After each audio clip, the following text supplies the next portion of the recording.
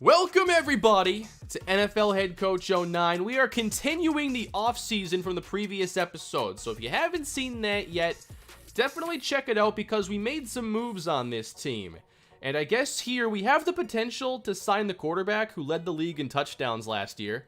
That went away fast, so never mind about that. But we have the draft on the way. We have a lot of chances to make this team a whole lot better, and I certainly hope we can have a solid draft and get this team in better position for my second year coaching the team. So what happened basically last episode is I signed two receivers, Laveranues Coles and Ike Hilliard, giving us some added receiver depth. I should have paid a bit more attention at Hilliard's athleticism, because I don't think with these ratings I can actually play him in games we're watching. That's just going to be so slow and unathletic. But as far as Laveranues Coles goes, he could actually end up being our top wide receiver. Now, I know that Roddy White was so good in real life, became a star receiver and everything. He and Julio Jones, awesome tandem. But you have to remember that these players are who they were in 2008. And then as the series has continued, now we're 2 years past that. So Roddy White is just a solid player. And actually, he's kind of worse than Harry Douglas. He has less potential. He's older. He's not as fast. And his receiving ratings are very similar. So I think we have to treat this like Harry Douglas is the real #1 wide receiver. And with that being said, we're still looking for, I think, maybe a mid-round, late-round selection that can add a bit more to our receiving group here.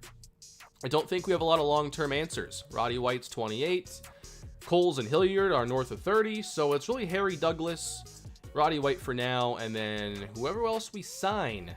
Although I did sign Roddy White to the 5-year deal already. So hopefully that can pay off for us.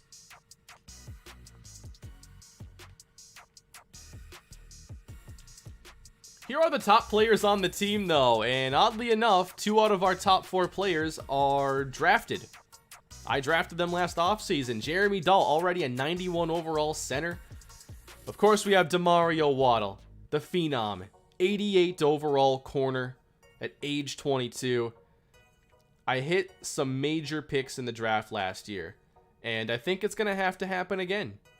Marco Dawkins is 82 overall. Now, I think that low 80s in this game isn't solid like we expect in Madden these days. If you have an 81 overall player, that means a bit more because of the rating scale changes over the years. EA used to hand out 80s like it was nothing. So 81, 82, those are still players you can look to upgrade over. It's the high 80s you should kind of view as the low 80s in modern Madden.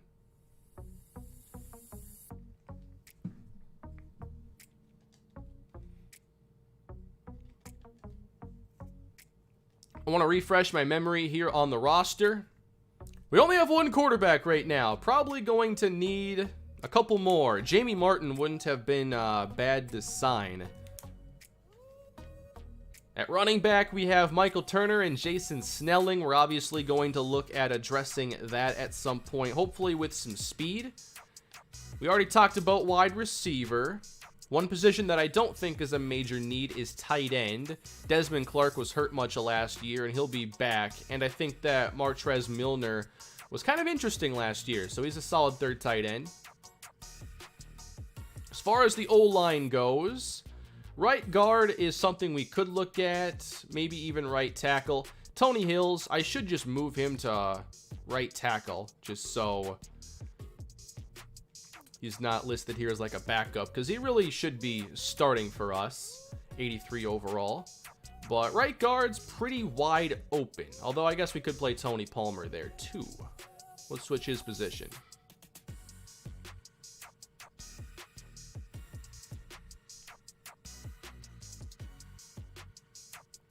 What's the potential here? 85 for Tony Hills. I mean, we could still be patient here. Average NFL tackle. As far as playbook knowledge goes, he needs more. How about Tony Palmer? Maybe a little bit more. Can I see his stats from last year? Will those all be listed? So, Tony Palmer last year, 52% success rate on run blocks, which is not great.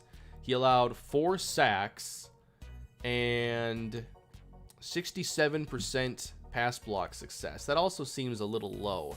I think 4 sacks in 120 attempts is not good. That's about 2 games worth. Allowing like 2 sacks a game for 2 games is bad. Football Manager, I mean, maybe if I can get my foot in the door with FIFA and start to know a few things. Like, I don't think NFL head coach is a good starting point for someone unfamiliar with football. And I don't think Football Manager is for soccer.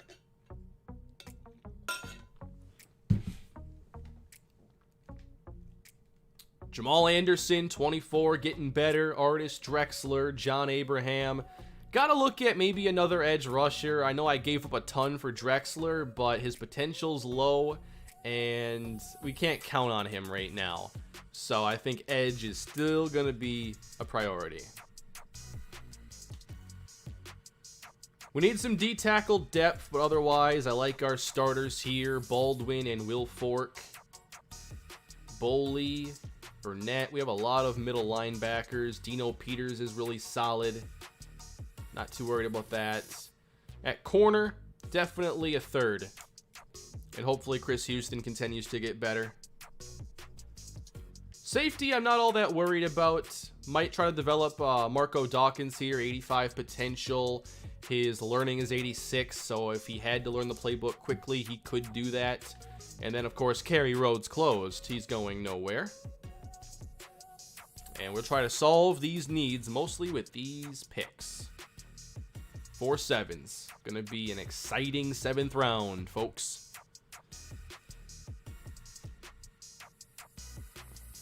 Yep, we're going to draft a backup quarterback, I believe. Have I seen Waco on Netflix? I have not. I'm not sure what that is. Yeah, I'm going to move Dino. Make it a little less confusing here.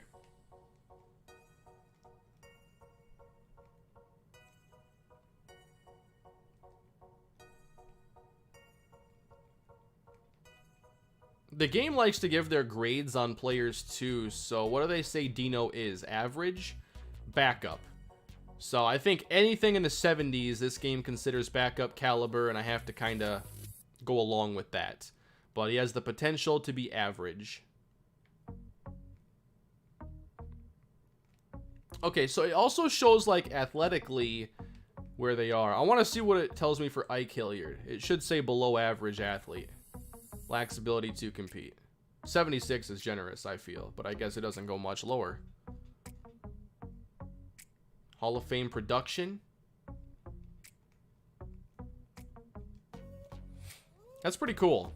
I love to see Madden do some sort of like athletic composite score that looked at speed, strength, acceleration, and then graded it based on player size. Like if you can run 4.5 at 220 pounds, that is more valuable than running 4.5 at 200 pounds, for instance.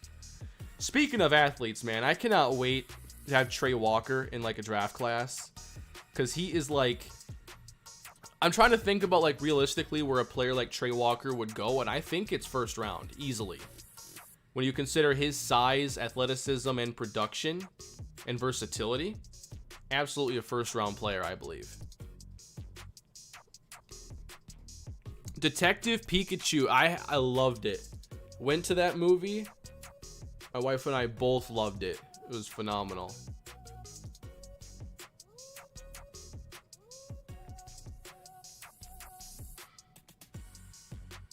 Yeah, I could put Hilliard on the trade block. It's kind of cheap because I signed him. Let's see if I get any offers, though. Sports fan, appreciate the super chat.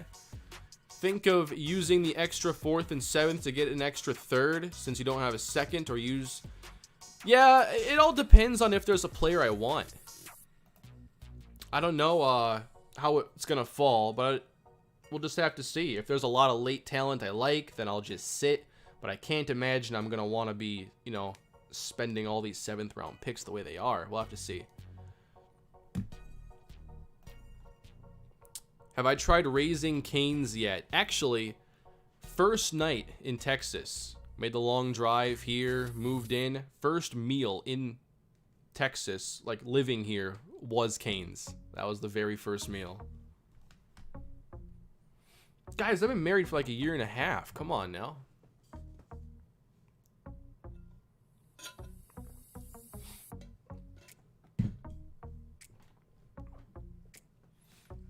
Walker is like JPP. Yeah, you can make that comparison. I was trying to think of who I would compare him to and didn't find a comp I loved.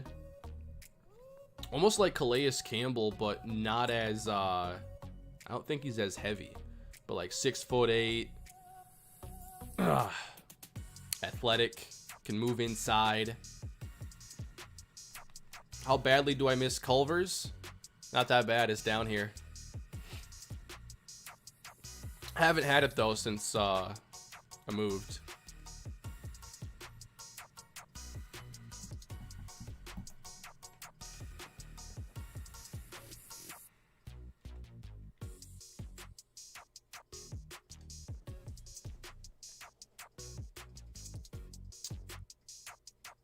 All right, we got some more pro days to talk about here, and we have Alabama with 4 prospects, actually. Let's take a look at who we know at Alabama.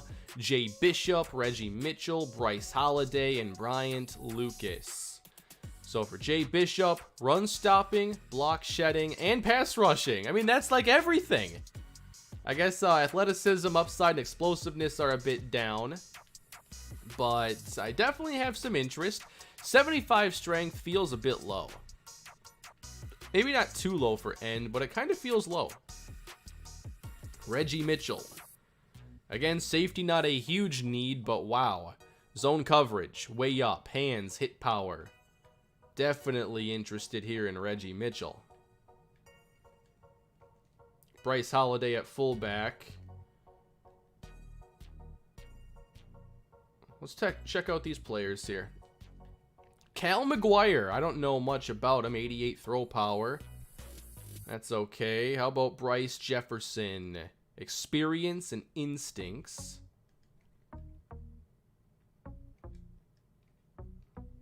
Central Michigan has a couple players. Athleticism, instincts, motor. What are we thinking here? I mean, tight end's not a huge need. What's ACL? Acceleration. I was just thinking about his knee.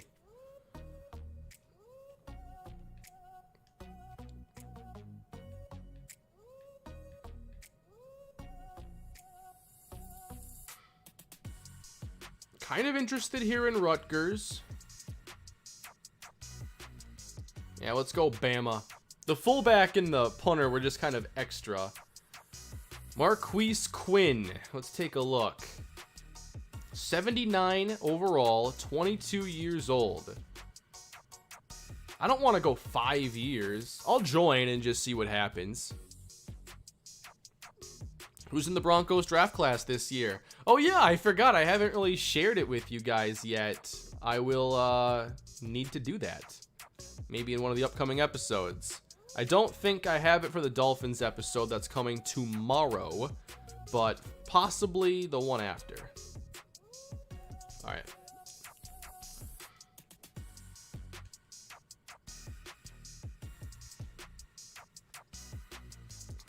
Kareem McKenzie was not one of the targets that I wrote down here for offensive line. There are 2 guards I'm interested in. Avion Kayson. Here we go. It's running back, 30 years old. Gonna pass. Chris Canty.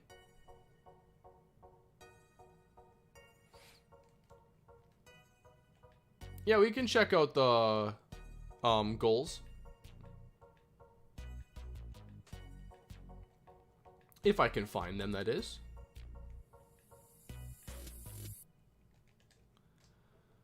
All right, so the goals, remember, are to acquire a right guard of 85 overall or greater, an outside linebacker, a right tackle. I'm probably going to fail at least 2 of those, if not all of them. Now, I could... So no matter what, the overall has to be at least 85. I can do it in the draft. I can do it in a trade. I don't know that I want to be super aggressive in this spot, though. I feel like it's not that necessary. Plus, my 77 approval's super high. I'm doing just fine over here.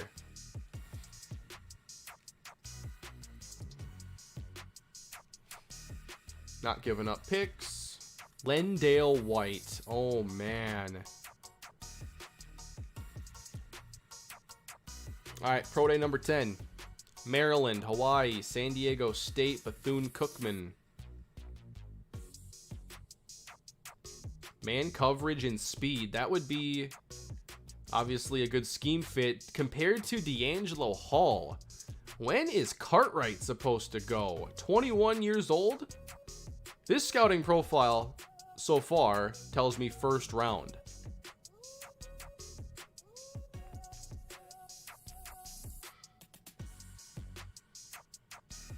Maryland. Guillory. 39 awareness. Yeah, the coverage is just so low on him. Andre Copeland. Wow, 90 speed at linebacker is a big deal, especially going back in time 10 years. That just didn't exist. Andre Copeland. Whoa.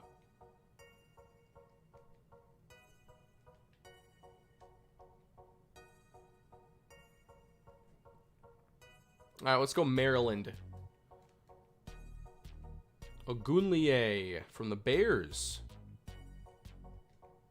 I think. Not looking to make a trade.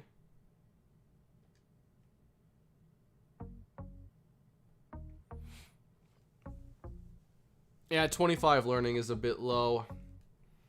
I think low learning is one of those things I can start to look past as I have started to understand the game a bit better. Like, that means they'll learn a lot slower, but you can eventually get there. I still think potential is much more important with a young player. I think higher learning is more necessary if you want that player to play early or if they're a free agent.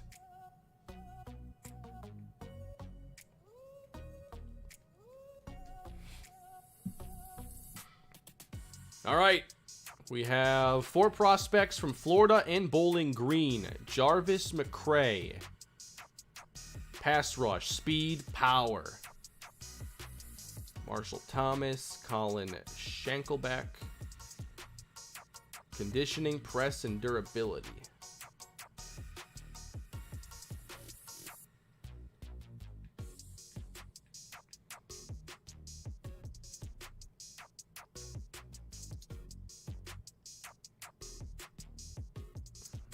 Roniel Greenway.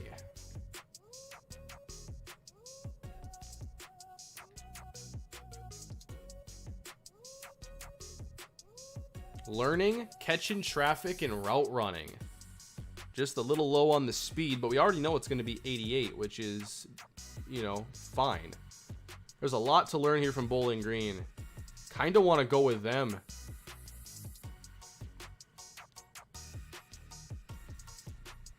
Kind of want to know more about these players here from Bowling Green.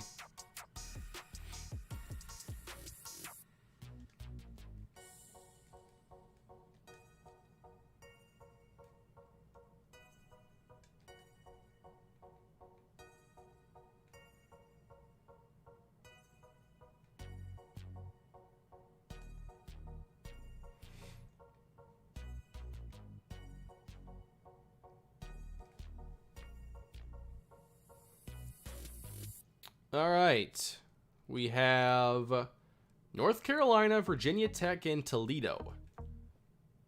So Brandon Biggs, I think, is who the game is actually mocking to us right now. And he's certainly a very good prospect. Wouldn't mind getting a little more info here on him. Sean Lyons at guard, that could be a target. So maybe UNC.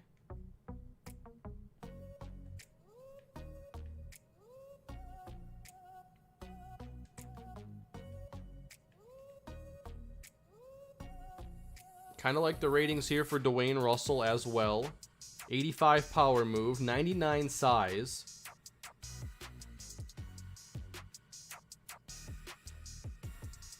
And Toledo.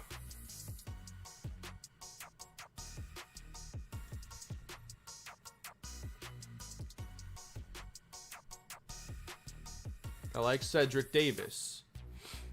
A lot of good corners in this class. How about Boof Cobb? We don't know anything about Boof Cobb. Norfolk State.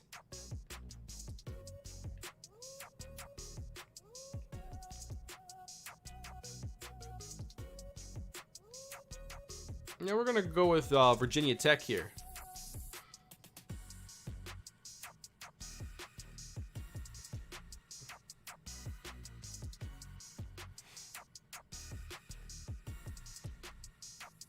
I have the players I'm still interested in for free agency written down. They just have not popped up yet. How about Michael Pittman?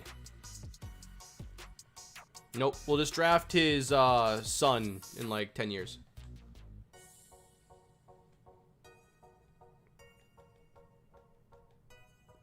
Stephen F. Austin and Vanderbilt are the main ones here. Sacred Heart. Where is Sacred Heart? 2 receivers and a quarterback, a corner, quarterback, corner. Do I like Travis Campbell? 80 throw accuracy is doable. 93 throw power. That's pretty good. But who do I need more info on? That's kind of what this comes down to, not who do I always like more.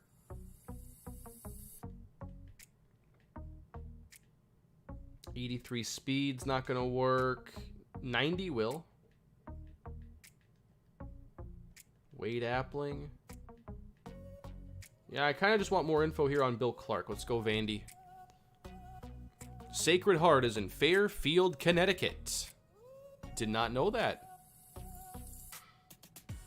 That sounds like this kind of school that just shows up randomly one year in the NCAA tournament.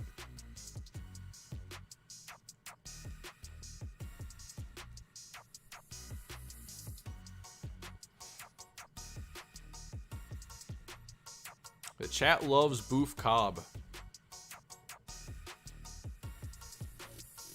Louisville, Stanford, Nevada.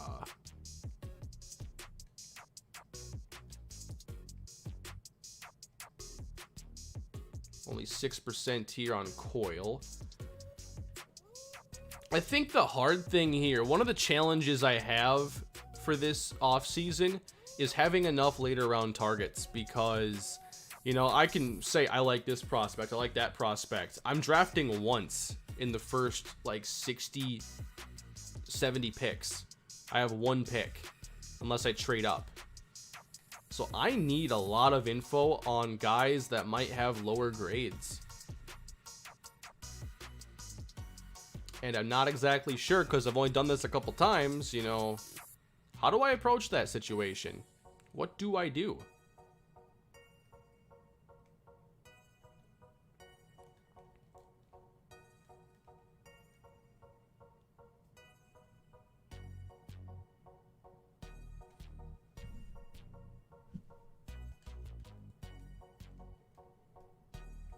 UTEP, UCF. See, these lower grades, I need to get more info on these players because it's realistically who I'm going to have a chance to select.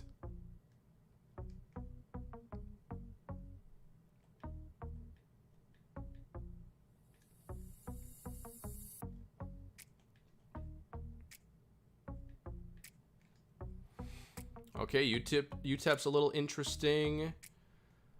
Got good position variety here from UCF. Buck probably goes super early.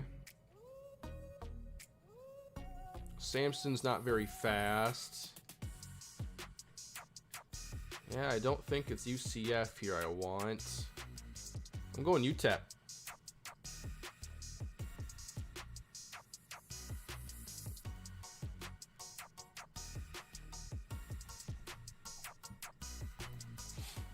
Sacred Heart and Central Connecticut and Yale are the best football in Connecticut. I certainly was not aware of that. Connecticut college football.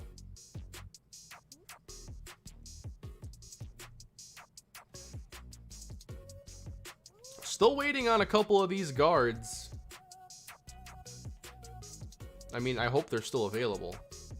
Let's check out the free agents. They just haven't come up.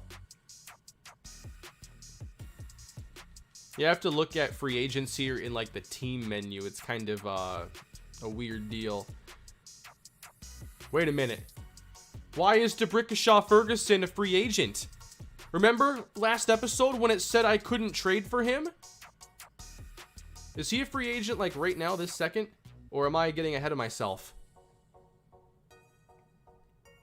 How do I sign DeBrickashaw Ferguson right now? Please? Because Wellborn and Hicks were my 2 targets. They're in this free agent class. Why are they showing DeBrickashaw Ferguson right here? I want him on the team.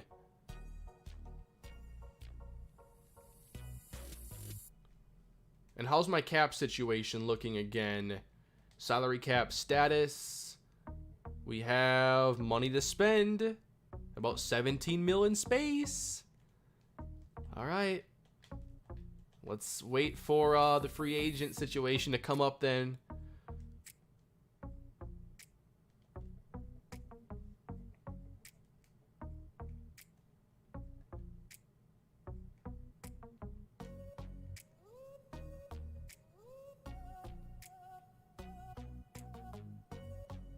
Lido Bushrod.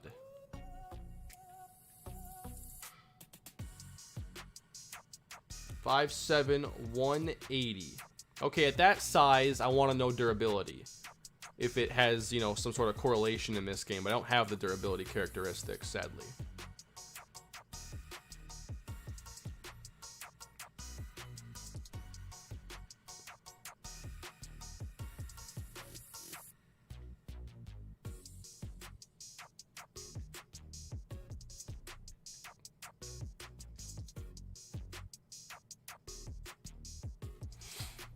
His durability was 93. Okay, I was looking for a specific because some of the players have like the full breakdown, like based on like arm and leg. But yeah, durability is shown. That's a good call there. 95 here for Chuck Castle. Quickness, ball security, 88 speed is passable.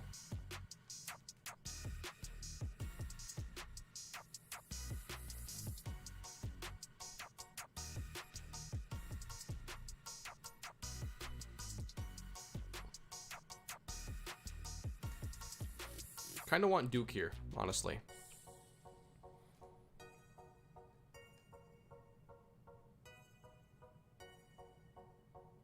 I'm glad I saw that Ferguson is apparently available because now I'll know that I need to, you know, save space and be patient for his name to pop up.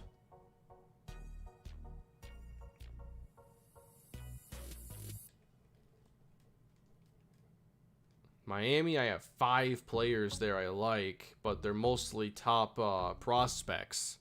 And I already know enough about Etienne Moss.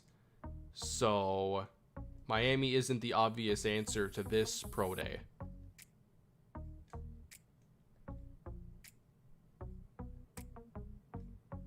Power, acceleration, 81 speed's not going to work.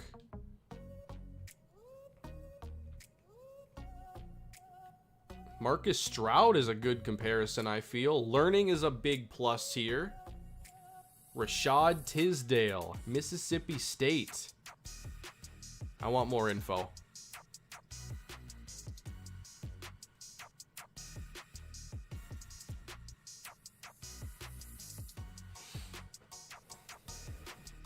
Mike McKenzie. That was back when the Packers drafted all those DBs to try and stop Randy Moss, and the best of that bunch was Mike McKenzie.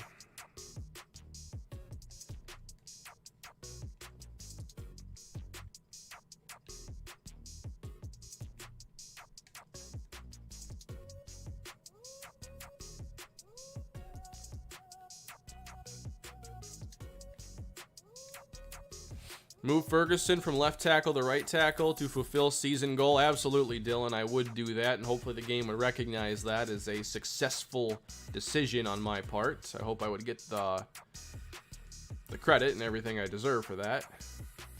We got to get there first. Got to see him become available and got to win.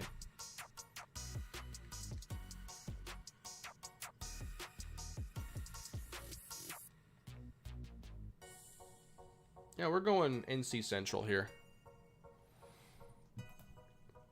Okay, Dante is available now. We're getting to some of the higher rated free agents. I'm curious, what our team's going to pay Dante? I mean, as a backup. As a backup and a big Viking fan that grew up watching Culpepper, I'm going to just see what happens.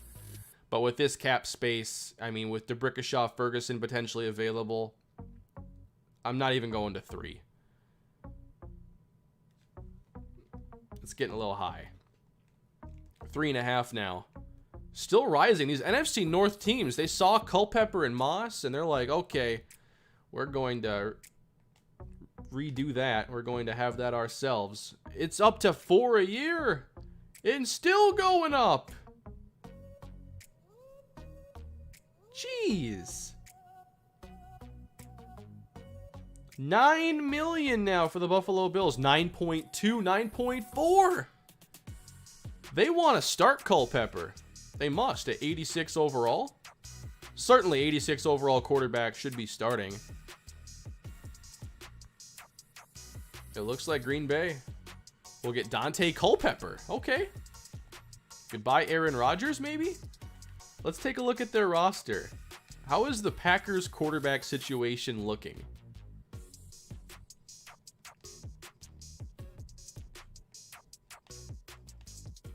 Aaron Rodgers is not their top-rated quarterback. Oh, yeah, they had Morgan Barnes. What are they going to do with him? Because now they got Culpepper.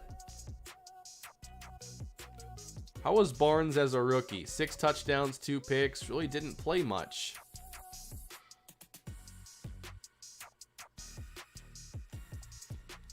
Now, does the CPU update their depth chart quick? Culpepper is the Packers' top quarterback. Yep.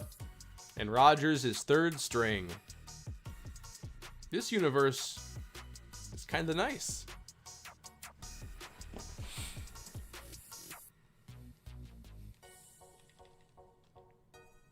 Barry Sims. Trade for Rodgers? Man, there's an idea. But what's his contract? What is Aaron Rodgers' contract?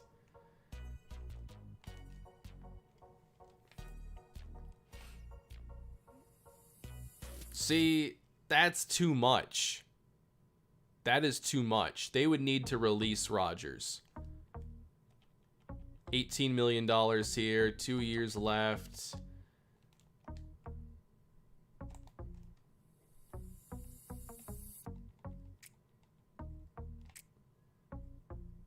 You know, the cap hit isn't like outrageous because it was a long deal, so it's not showing that as like $9 million per year.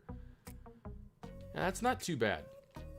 I'll consider it after the Ferguson situation is settled.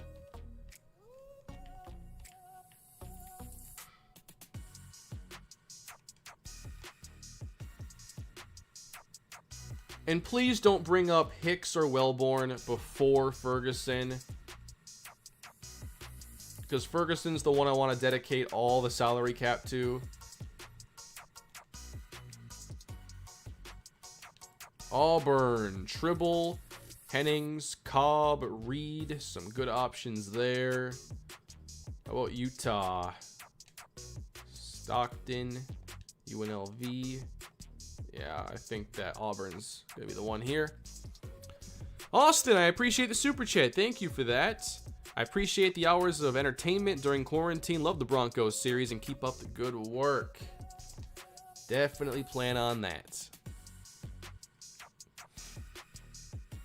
Move to Brickashaw before I were to sign him. Oh, that's an idea. Let's see if it lets me. Editing free agents. something you can't do on Madden. You got to sign them first.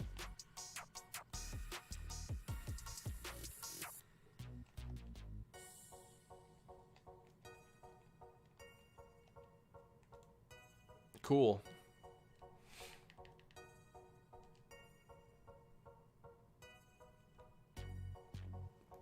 Eli, I appreciate it. Do I think Carter Coughlin will be good for the Giants? You know, players like him are kind of tough to compare and, like, you know, translate to the NFL because he's not going to be like a full-time edge rusher. I think that early on he'll probably have an adjustment period and he'll have to play special teams in order to, you know, get a couple years to develop. I wouldn't come in with like super high expectations, but I think he could be a solid player. Probably not the face of your defense, though.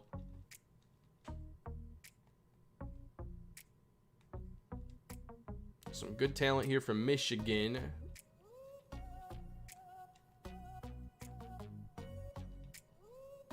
All right, are these 50s at all interesting from South Carolina? Dalton Shields. Height? His height is his top trait. Oh, how tall is he? 6'3". That's pretty tall at corner. Acceleration and speed, but man in zone coverage and hands are down. Not great. Aiden, I appreciate the super chat. Starting Madden 21 online franchise with subs. They're just so hard to, you know, keep on track with. I've tried it in the past a long time ago, and it just takes so much coordination that, you know, big online franchises don't really work for me. Especially, like, it's, you know, my schedule is hard to coordinate with everybody because I like to do all my playing of games mostly, like, you know, at night or early in the morning, and I don't like being, kind of has to be on my schedule when it comes to these kinds of things. That's why I do everything solo. It's just too tough.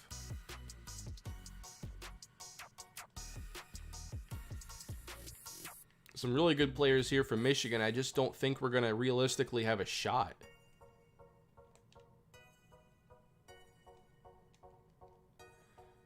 Not sure here. At least, you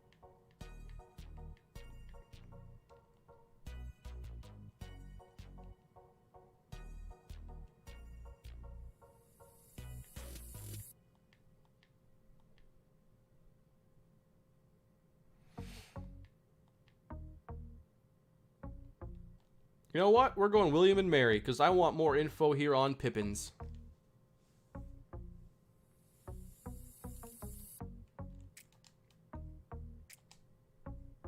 Eddie Kennison twice. Chiefs legend Eddie Kennison.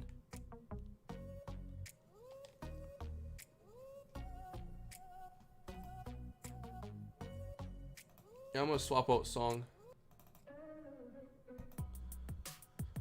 All right, not many for this week. Texas A&M has 2 players. 94 speed here for Albert Berry. Learning is low for him. That's a concern. How about K-State? Speed and acceleration. That's not really a lot to go off of. Low production here, but good strength for Terry K. Kind of interested in him. Let's go Arkansas Pine Bluff.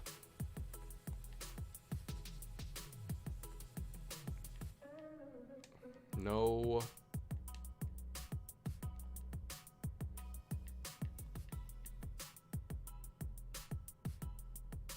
Maybe Eric Johnson. These strengths are pretty good. Pass block strength, run block strength, even though strength is a negative apparently. Run block strength, strength and size here for Daryl Wagner. He's compared to Justin Blaylock, aka our best offensive lineman. All right, so do we want to scout Wagner or Eric Johnson, chat? Ferguson could be RFA. That's going to be a first and a third then, isn't it?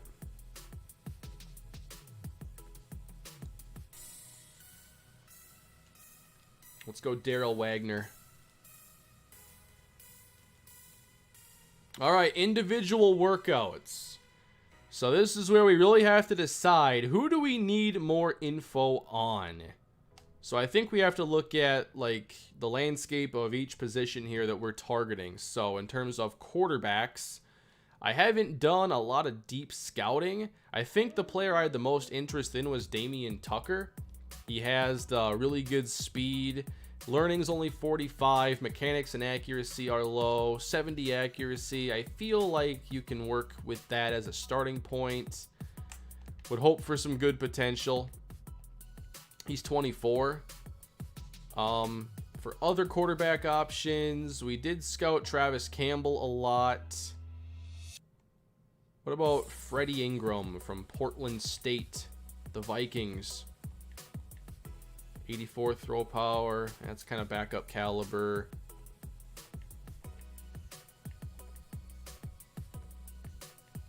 '85's okay.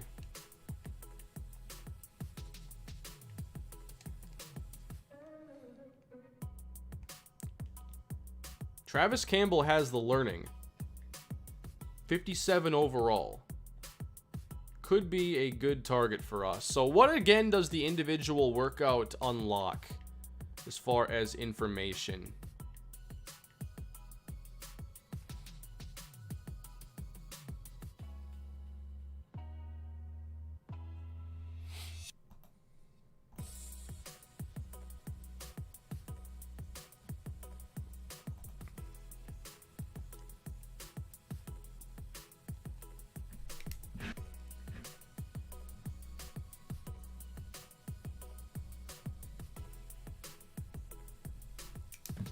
It scouts them completely. Okay, so everything would be unlocked. Do I want to spend that on a quarterback I already have 92% for? Then definitely not. Is there anybody else that I'm kind of interested in that I just need more info? I'm interested enough in Campbell with what we have. So absolutely everything.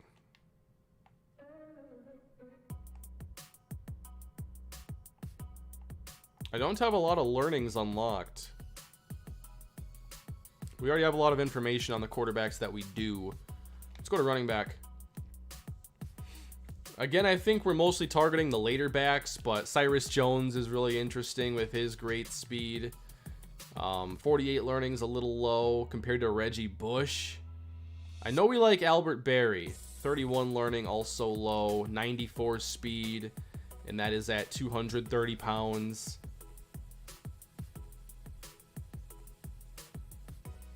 Bradley Beats was someone we also had interest in with a pretty good learning, and he's 6'1", 242. His speed is at 86. So I want a faster back, but I'm still kind of interested in him. Torrance, low vision, low elusiveness.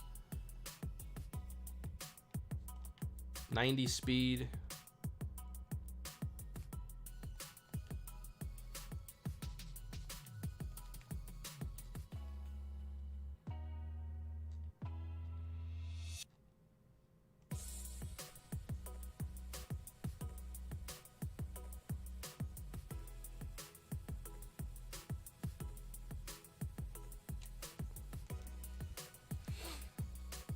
Oh, I'm sure a lot of these players here weren't combine invites, so the only way you could get info on them was to go to their pro day.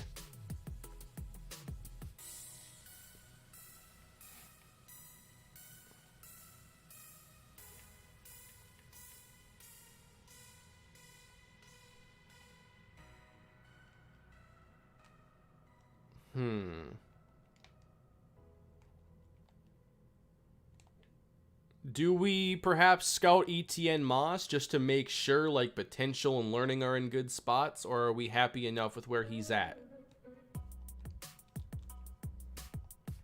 While you answer that, I want to perhaps check out the new mock draft. I'm not sure if it ever updates, But Drew Thompson projected number 1, Andre Bender. Then Etienne Moss projected to go after Brandon Biggs, but we'd have a shot to take Moss.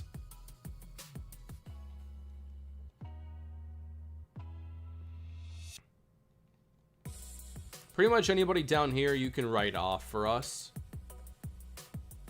Albert Berry projected first round. That kind of hurts for us. Evan Torrance could go pretty early. Unless we trade up into the second, and we may. I know I like Jay Sean Boston.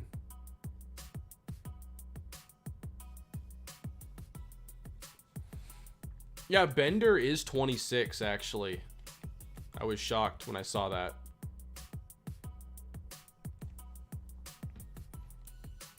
So I think maybe wide receivers where we have to look at this, because it's not going to be like a first round target, but we want somebody who has some potential, and we're going to have to go probably to the 70s or 60s for some talent here.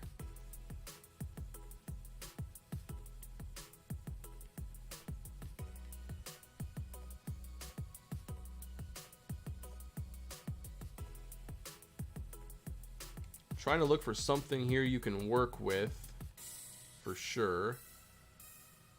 Like, a lot of the pluses here are like juke moves and that kind of thing.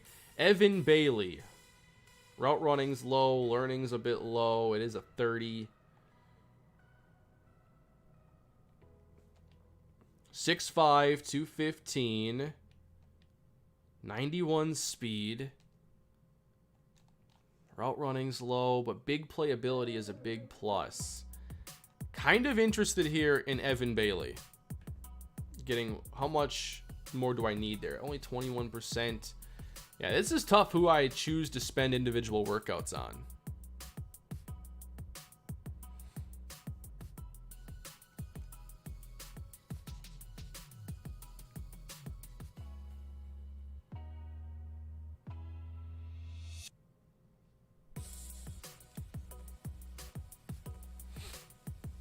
I haven't drafted yet at all.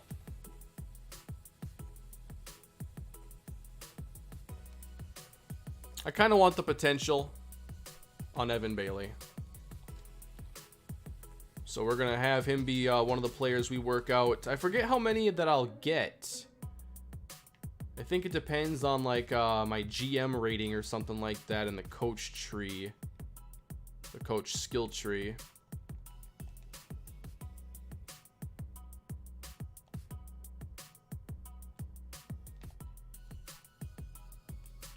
Or it's the GM, whatever.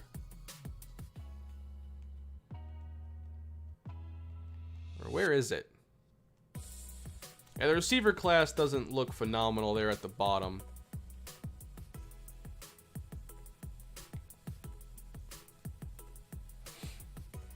What determines how many individual workouts you get again?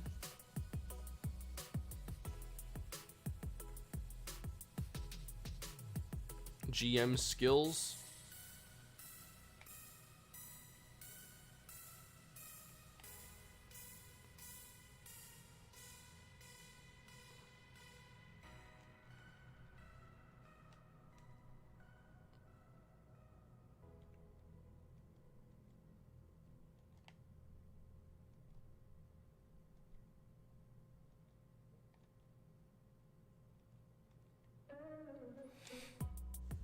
Oh wow, that's pretty valuable.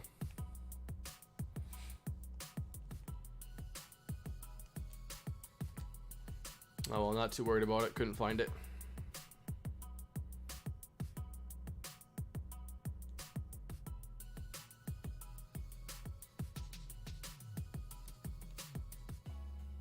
Why would DeBrickashaw be a restricted free agent though? He wasn't like he'd be in the league for less than 3 years.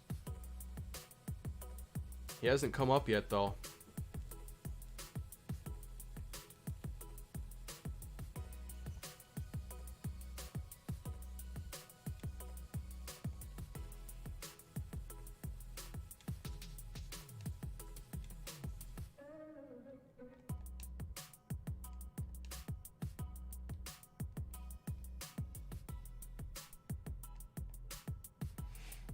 So White Holiday. 91 strength. 5'10", 278. Yeah, let's go with Nebraska.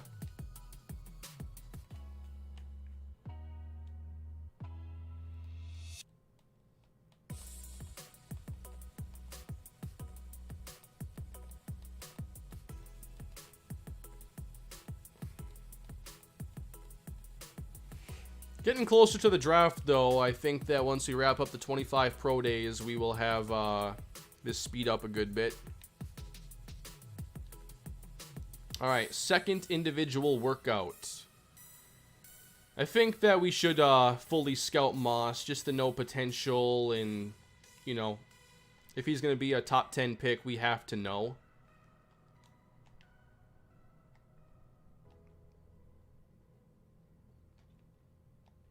So ETN Moss now fully scouted, and 88 potential, 86 learning. So definitely somebody that could play right away, and he would be a great player opposite of DeMario Waddle. And that would mean we'd spend our first round picks to start this series and run with the Falcons, both of them on corner.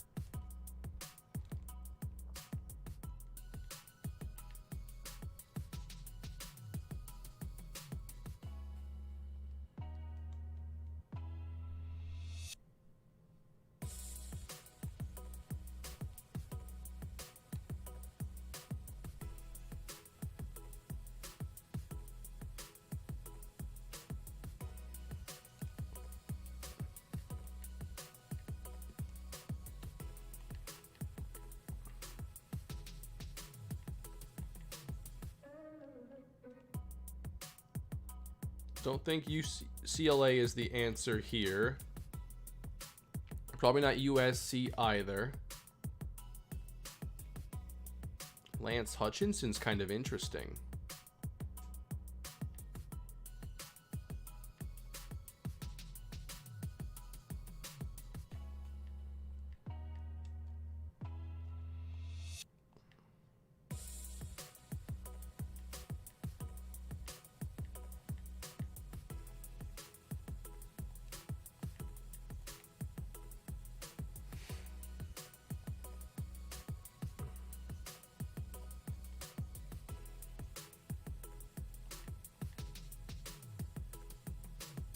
Kirk Brown has 91 strength.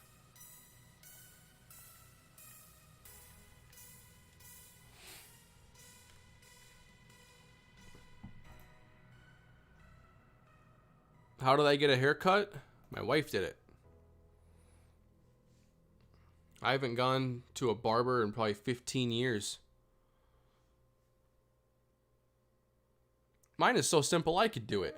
I have no idea what I'm doing.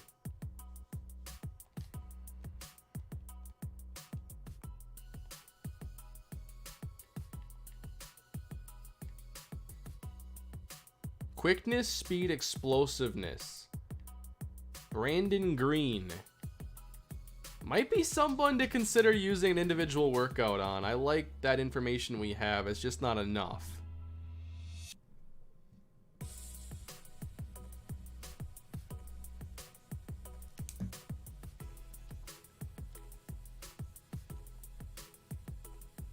Let's go Troy, though. I think there's more to gain there.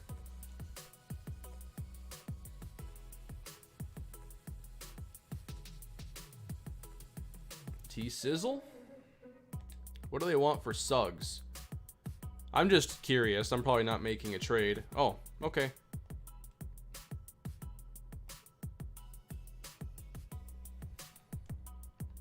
Yeah, in case Moss goes, I think I have enough info to make a choice. I have info on Stone. Not my preferred option here. McClover's okay. Biggs is probably the one I need info on. And so far, I feel pretty good about it. I think I'd be confident enough. How about Cedric Davis? 6'1", good speed, man coverage, raw talent. Football IQ and learning are down. Maybe I'll scout bigs fully just to know for sure.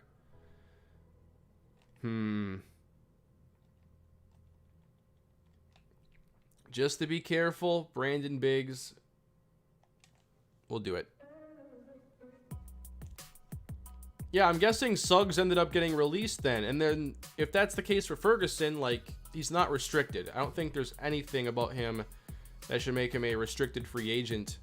He should, especially if you're released, you're available to sign. RFA is a different standing for players who have less than 4 years of experience and are free agents. So usually undrafted players are RFAs before they can ever be unrestricted free agents.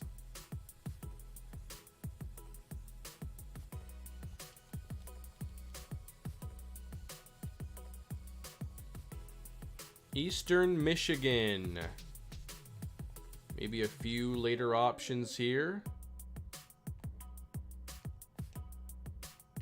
Jordan Love from Eastern Michigan. Don't have a ton of info. Strength is decent though. 6'5", 271. How about Bo Castle? Pass block strength. 81 strength overall. Tulsa has Torrance, Emmanuel Baldwin, Calvin Baker.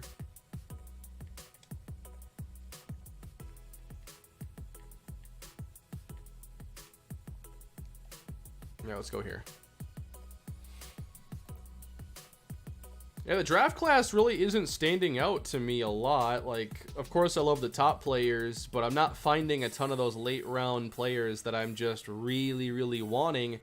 But I am going to, you know, to find those players, you have to put in the time here in the game. And I'm going to dedicate an individual workout to a running back that I'm just really curious about that could go super late. This might be, you know, not the best idea, but I want to know all the info on Brandon Green from Citadel. So he is our fourth individual workout. Let's go take a look.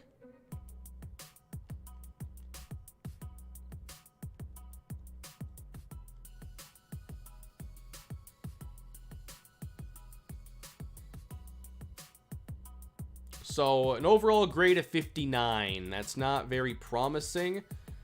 But 72 potential, 49 learning, quickness, speed, explosiveness. All pluses. May still be worth a later round selection. I like that 94 agility. Don't like the 85 acceleration as much.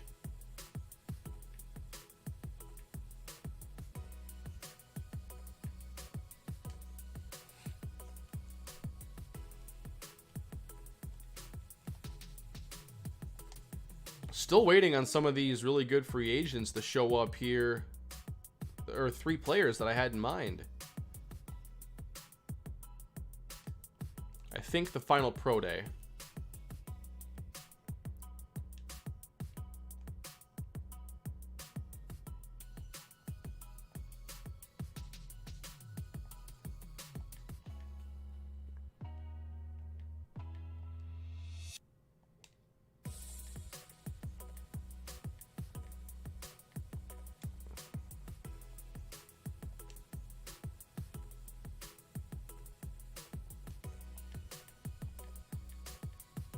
I feel like this draft is going to be full of a lot of guesses because I have not perfected like getting those late round picks and all the info on them. This is going to be an interesting one, everybody. I do not know how this is going to go for me. Let's just go North Carolina A&T, get all that info. All right, John Wilborn was definitely our top guard option here. $2 million. Let's see if, 12 teams interested, though. Let's jump in here. Bump it up to 2. And immediately, it's going over that. 8 teams still interested here. And this is for a goal, keep in mind. 2.6, looks like we got it. Okay, John Welburn.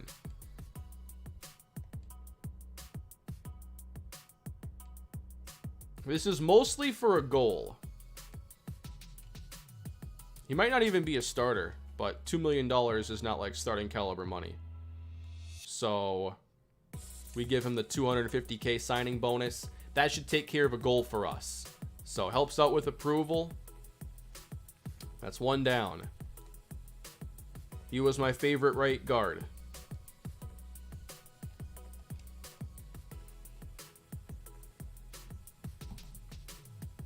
Well, I may end up trading for some future picks. I'm just not that far yet.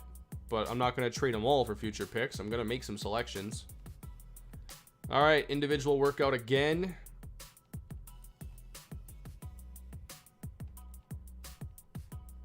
Could use some more D tackle and edge depth.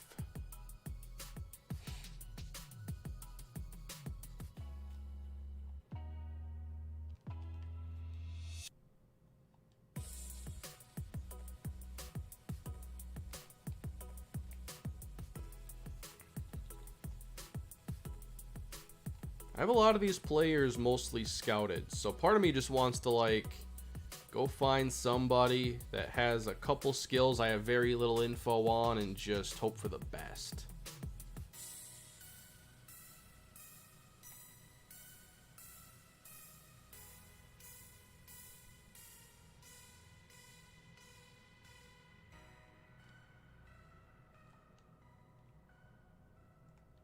Okay, I did some more scouting here on Pippins, and the ratings are definitely going to be very low off the bat.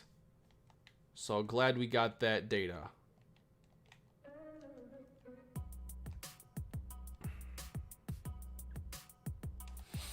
All right, give me an idea for a position here, everybody. What's the chat think?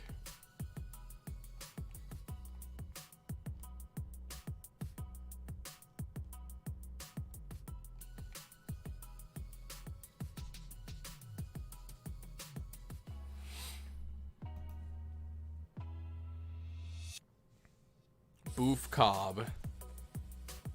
What position did Boof Cobb play?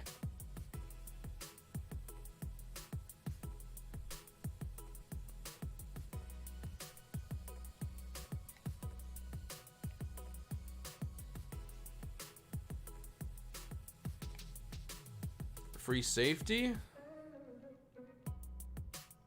Boof Cobb from Toledo.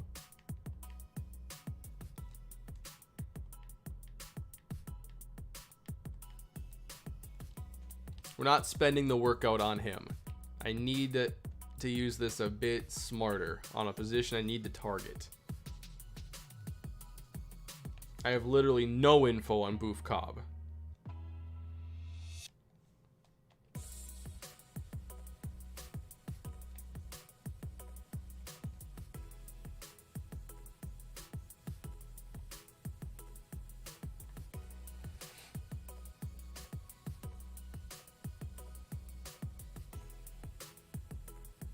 Everything is just toughness, stamina, durability.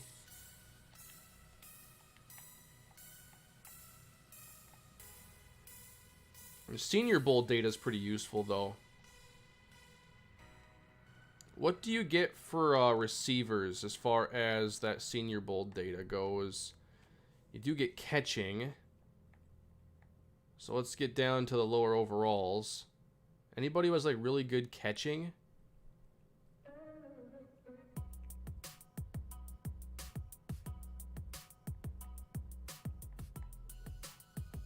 Not really.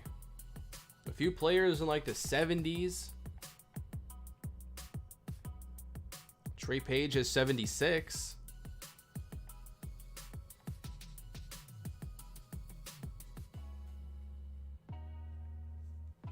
I do like Danny Moore though. 74 learning, 75 catching. I know awareness is super low, but he's super athletic. I think I have enough info on him. I wouldn't need to fully scout him. He's at 92. So I like Danny Moore.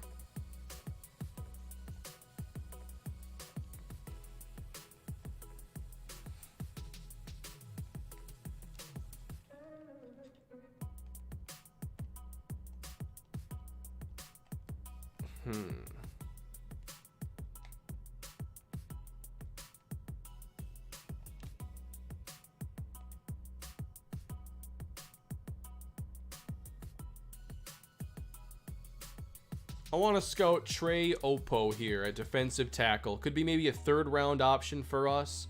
Power moves are a plus. 89 strength looks good. I just need a little more info on him.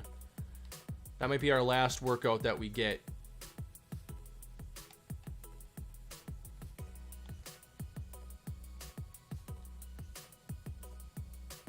So a 70 overall grade for him. 42 learning, 66 potential. Okay, so that didn't turn out great. Still interested, but definitely less now.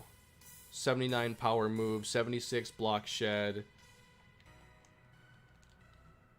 Yeah, let me do a save. I haven't done that at all.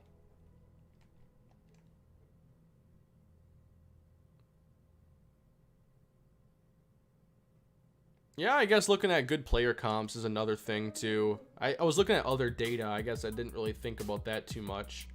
If I have any more workouts, maybe I'll do one based off of a good comparison. And thankfully, I do have like sleepers and overrated players here listed below.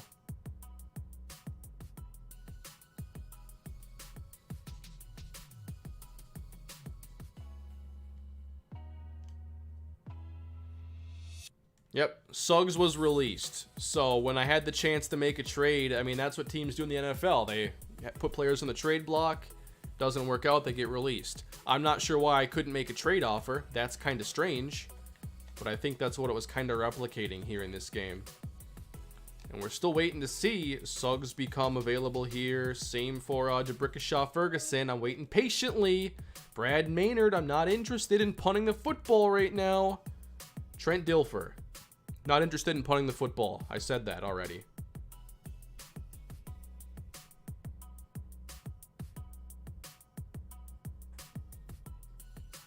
Oh, I have another workout.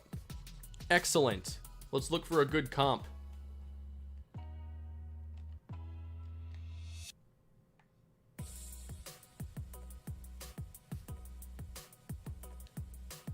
Drew Carter, Cedric Wilson, Dallas Baker, Kelly Washington.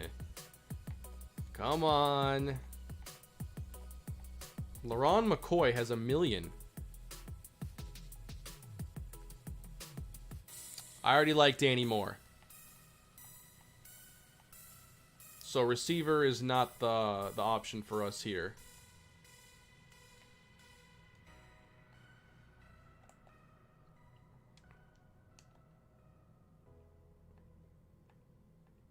Jeremy Mincy.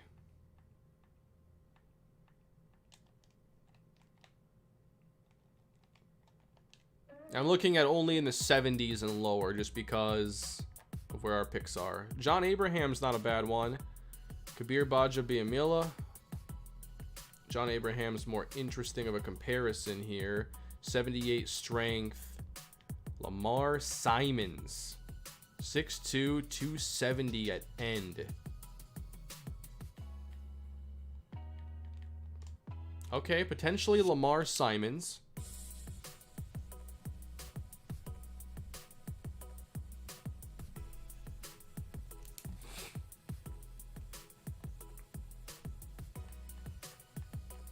Jarvis Moss comp is a steal. Did I see Jarvis Moss here? Nope.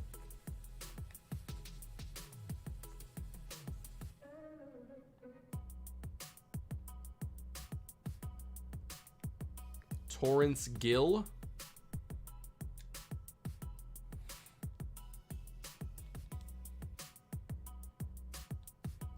All right, I'll scout Torrance Gill and see how that works out.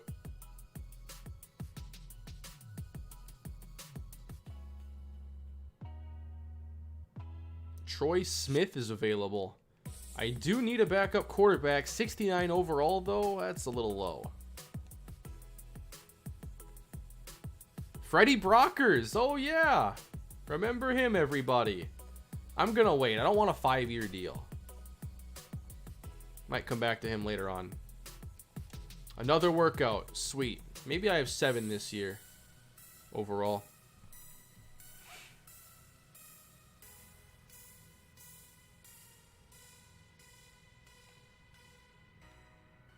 Let's go to corner.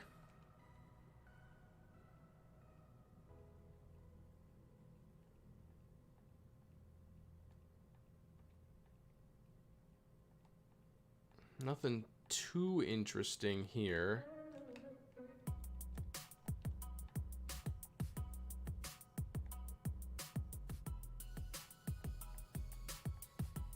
There was an Antoine Buffet comp here.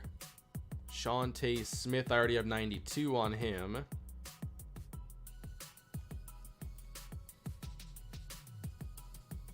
Dexter Jackson, 90 learning.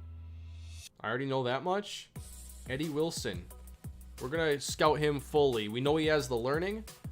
Let's see if he has the potential. That could be a solid late round option. Oh, another one. I have an 8th workout now. But let's go back to the player I just scouted.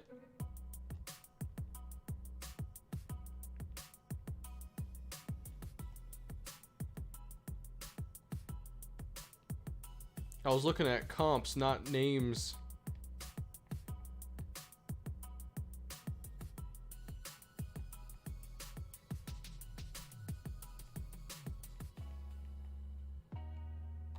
Am I in the wrong position?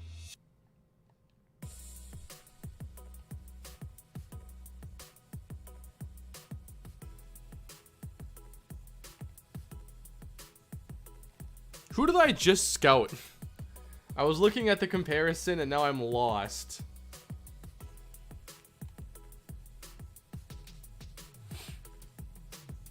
Yeah, I have to see him on the draft board. Oh, okay. Gotcha. A receiver with an Andre Johnson comparison. That must have been an early receiver. Yeah, Andre Bender. We know enough. Plus, he's 26, so that's kind of a concern. I'll check my draft board then to figure out the safety.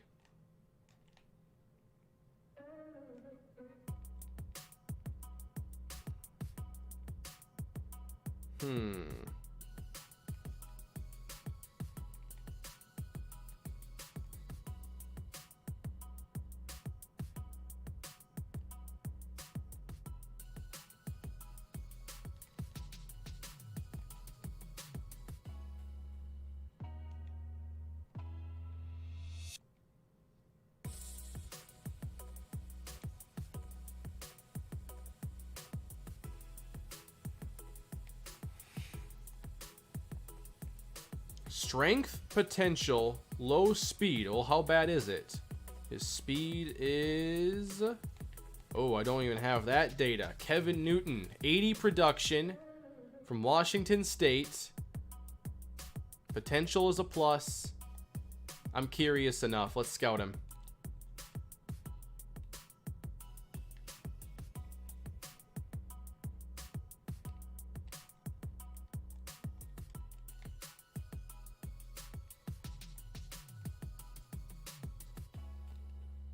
All right, so Kevin Newton, 45 learning, but 82 potential compared to Rod Smith. Loved watching him grow up when I would watch Bronco games. Speed ended up at 86, catching at 69. So definitely a bit of a project here, but has the potential.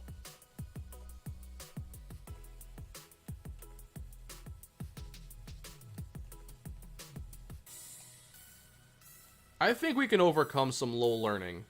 It just takes more time, and then once they know the playbook, then you get all the skill. Like, I'm not going to be just in love with learning like I was before.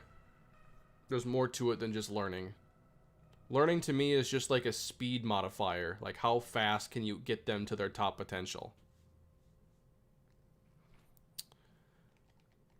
I know potential is the actual thing that like determines, you know, their ceiling for attributes, but learning is like knowing the playbook so they can play at their current potential. So Eddie Wilson, we scouted him, 84 potential, 90 learning. So here is a late round option for us potentially, 65 overall it's telling me. And yeah, these ratings are a bit low, but would love to develop a player like Eddie Wilson.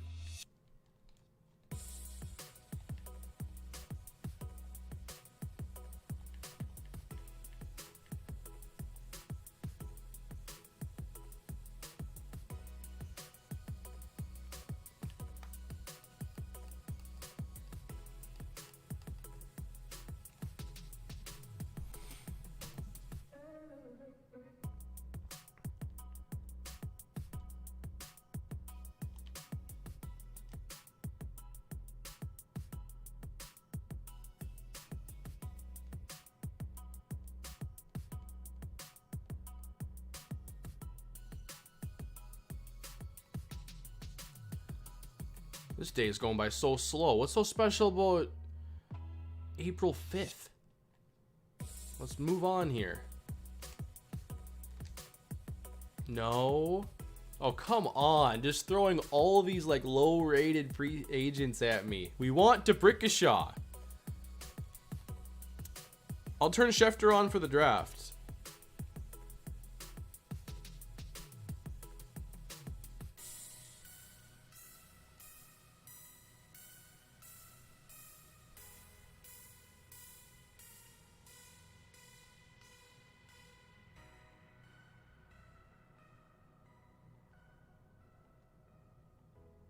Oh, come on. We can get to DeBrickashaw eventually.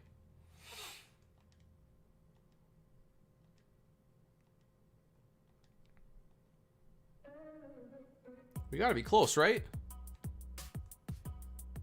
Is there anything I can do about the quarterbacks always dumping it off short, even on 3rd and long situations in Madden? It's really difficult to get them to look downfield. But, I would make sure your pass block rating isn't too low, because if they sense pressure really quickly, they're going to be dumping it off very early on in the play. So make sure pass block isn't too low. I think I play at 25. It's one of those things that's really tough to balance in this game. Yeah, I don't like looking at the schedule from that way.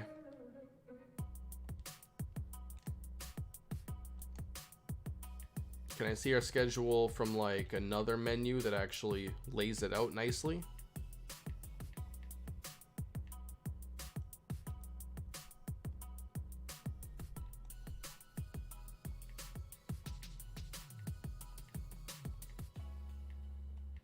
Yeah, we'll check it later on.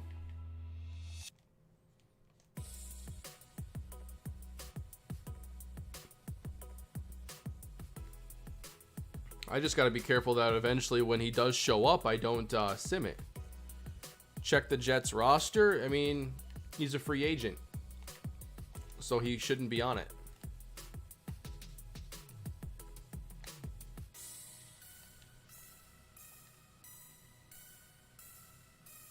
Dawkins and Revis. Pretty good.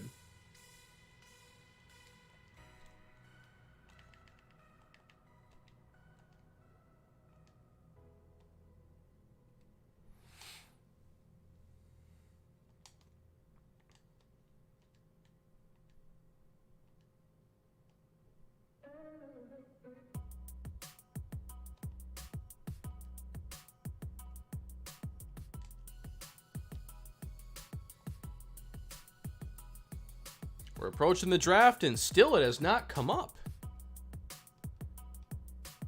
He was a late cut, so I can understand why it's taking a little bit longer, but not this long.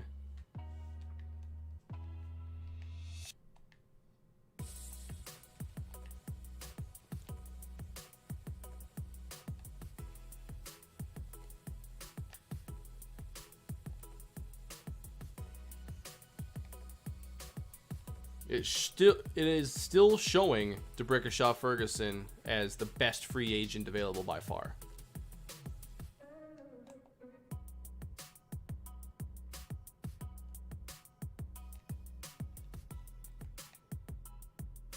Roll best in the NFL and no team right now. I'd like to sign him. Oh, we have new goals, everybody. Here we go. All right. So we're still looking at the linebacker and tackle goals. We need to find a sleeper in this year's draft. Draft a player with high potential in a late round. I think we have a target for that. Don't draft a bust in the first 2 rounds. Hopefully won't.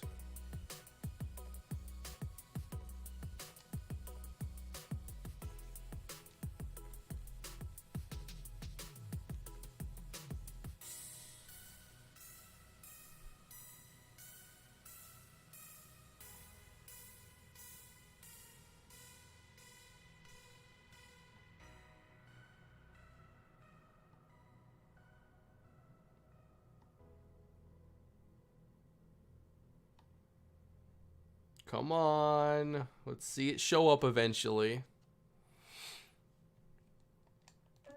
Maybe it is a post-draft deal. I have hit X on his name before.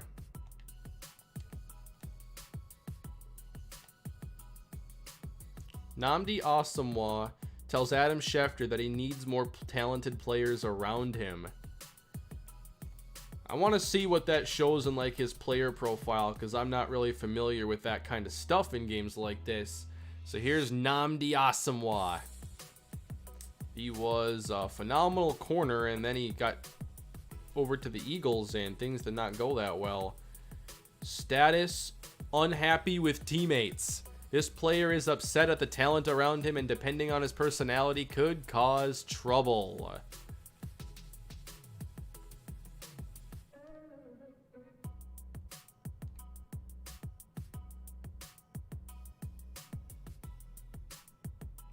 They must have changed their defense or something. He doesn't know it.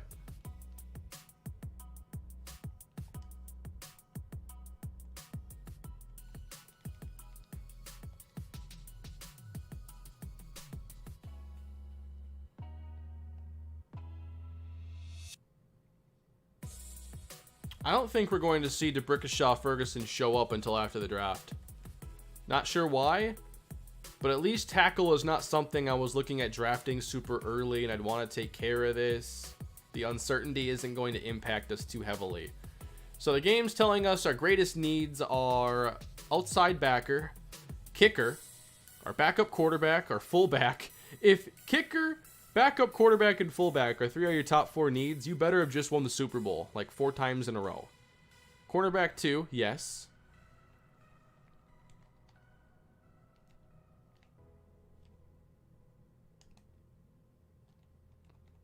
This game plan feature here, what does it think at corner? Gaither, Biggs, Moss. At right outside linebacker, Shane Williams.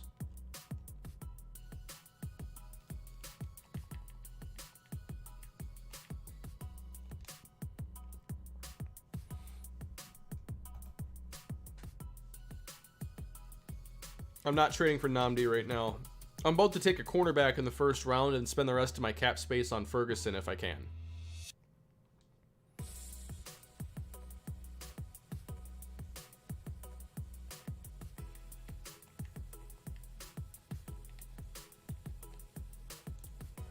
I'm curious, but I think it's going to be way too much. If the Raiders and Nnamdi Asomugha aren't happy right now, is he even available? They're not interested. I'm curious about Aaron Rodgers, though, on the Packers, being that he's a 3rd-string quarterback right now. Rodgers, though, not on the trade block. Oh, it'll still let me, potentially.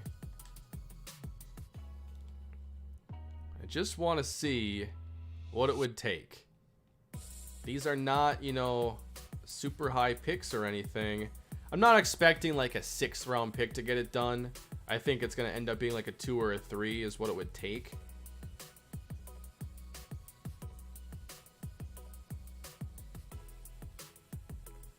I don't like these packages. So we're not making a trade right now for Rodgers.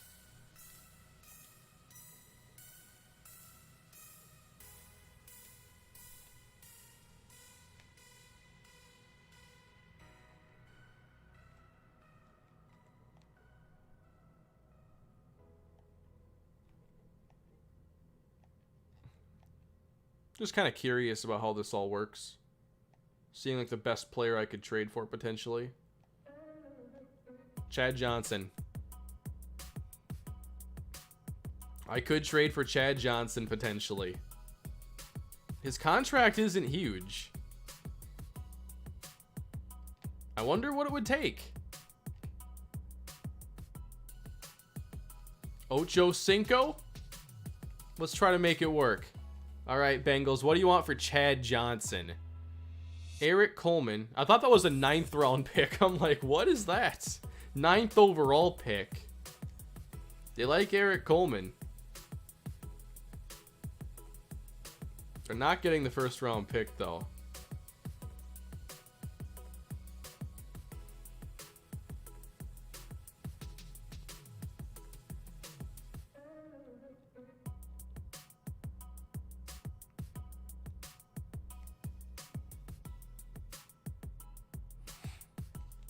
Not gonna make the trade.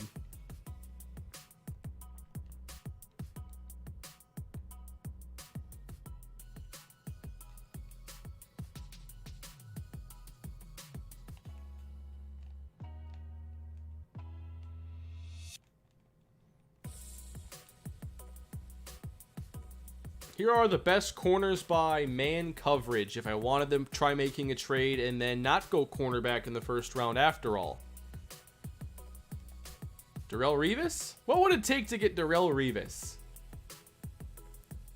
A 6 and a 1, maybe. A future 1 and a 6. A future 1 and a 6 is really tempting. Darrelle Revis. Oh, man. I don't even know if they would take this. A future 1 and a 6. Not even this year's first round pick. Revis Island and DeMario Waddle together? They would want a 1 and a 5? They'd do it for that? A future 1 and a future 5 for Revis. Wow. We're making the trade. We have just acquired Darrelle Revis. I think our draft plans just changed the day before the draft. We have Revis Island and DeMario Waddle now on the same defense. Now we acquire Revis and his contract, keep in mind.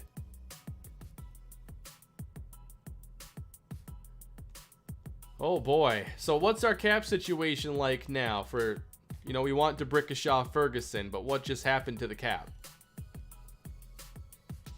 We right now have about 9.5 million. I could potentially make some space if I need to.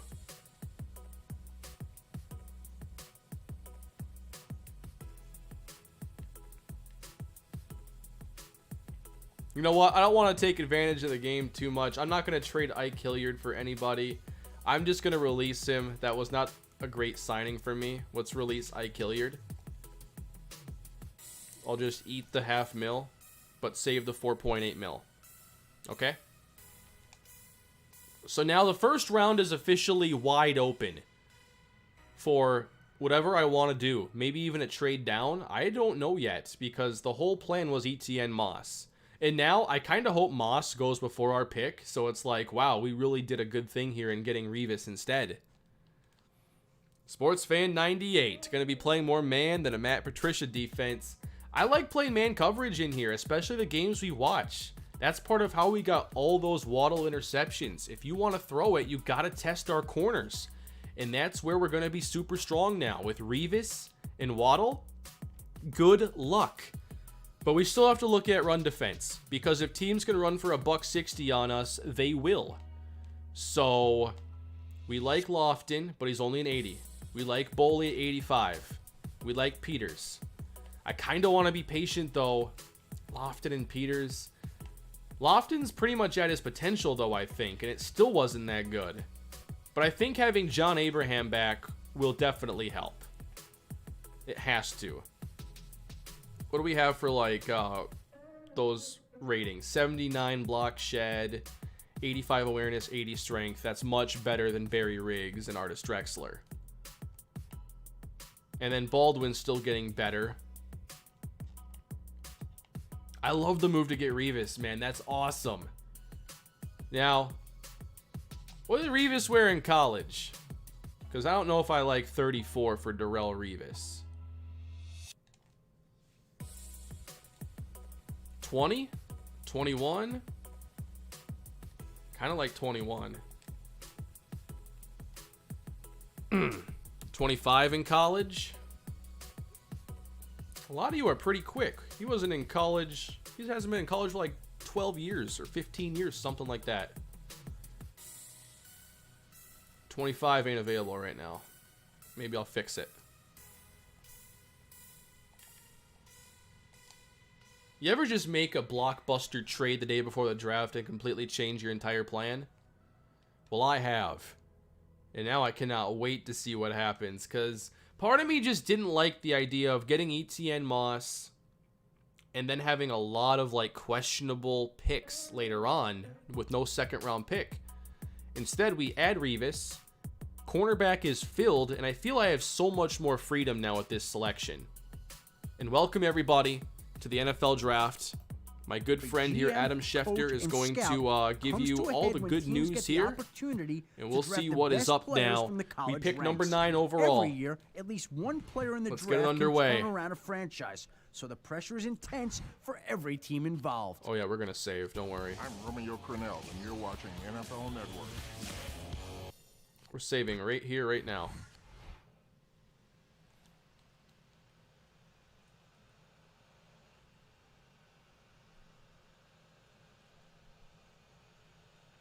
What did I trade for Revis? Next year's first round pick and a 5th round pick. So we're already looking at no 1 next year. We spent it on Darrelle Revis. So now what do we do?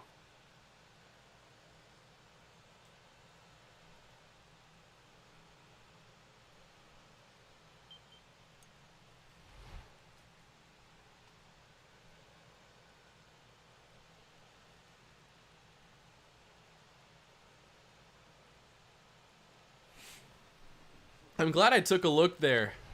That was such a reasonable deal for us. All right, everybody. The Jets pick number 1. I'm not doing this pick to pick. Too risky. I guess I want to look at the board a little bit. See, you know, players in the top 10 I could consider. Does this open up the possibility now at wideout? I don't think Bender because of his age. But, oh man, 20% here on Moses McDonald. That was kind of... I wasn't expecting to have any shot at taking him. Binger has some good ratings. I know there was an Andre Johnson comp. Who was it?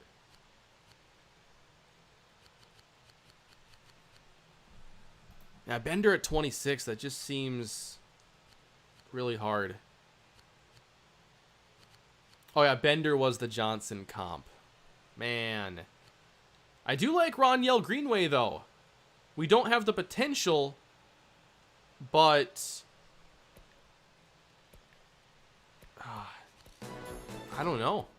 Drew Thompson started all 4 years. All right, at quarterback UCLA Drew and ended up as Thompson, the I think, is career off the board. passing yard and TD leader of the Pac-10, breaking Matt Leinart's long-standing records. Thompson spurned the NFL last year after his junior season, saying he wanted to bring a national championship. So Drew back to Thompson goes UCLA. number 1 to He the fulfilled Raiders that at promise quarterback. by taking UCLA to the championship game and taking home the MVP honors. The arm, the leadership.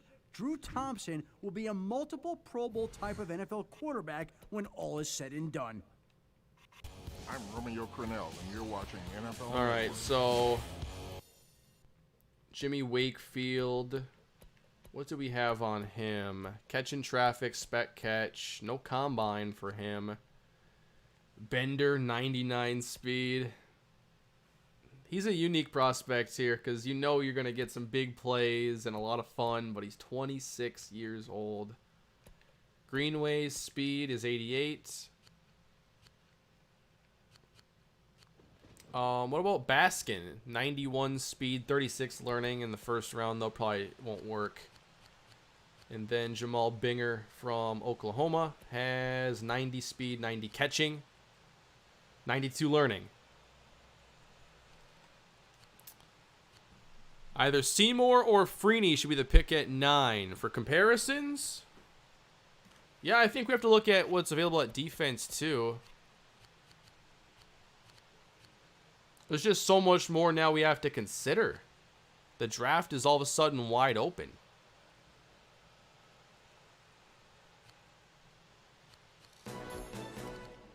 Due to the left shoulder blade injury John Scotland suffered in Oklahoma's bowl game, he was not able to attend the NFL Combine, which has hurt his draft stock some. Before the injury, Scotland had already announced his intentions of entering the draft. Most doctors think the injury will have little to no long-term effects on his non-throwing arm. Scotland has a huge arm and looked like one of the best. So the Lions did take prospects John around. Scotland Despite here. being a redshirt 2 sophomore, quarterbacks to he start will the be draft. A fun player to watch throughout his NFL career.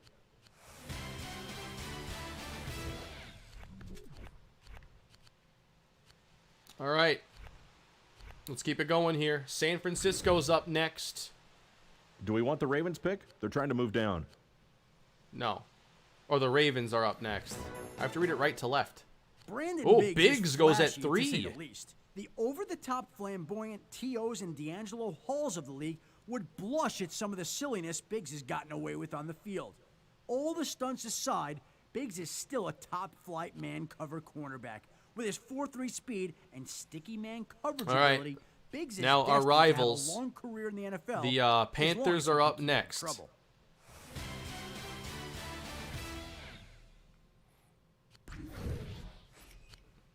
And they go with Gaither at cornerback.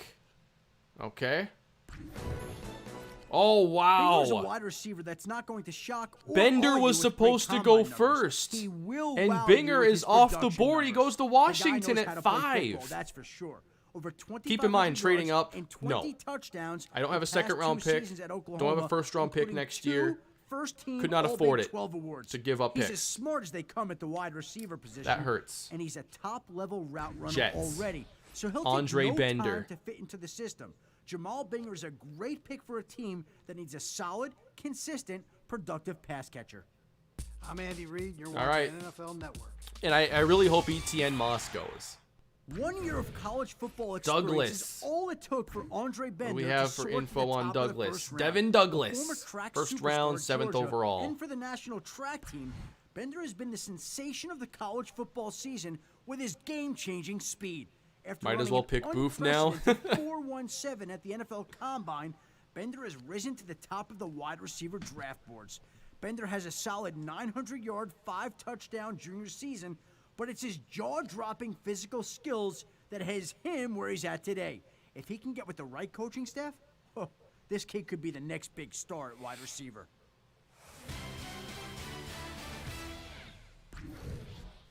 Mark Devin Douglas caught Huckabee 80 is our balls draft last year for the suggestion. Cardinals for 1,200 plus yards. All to right, go along with Wakefield's his been drafted and we're on the 1,300 clock, rushing yards everybody. To lead Louisville to a Big East title and himself Mark the running Huckabee. back of the year award.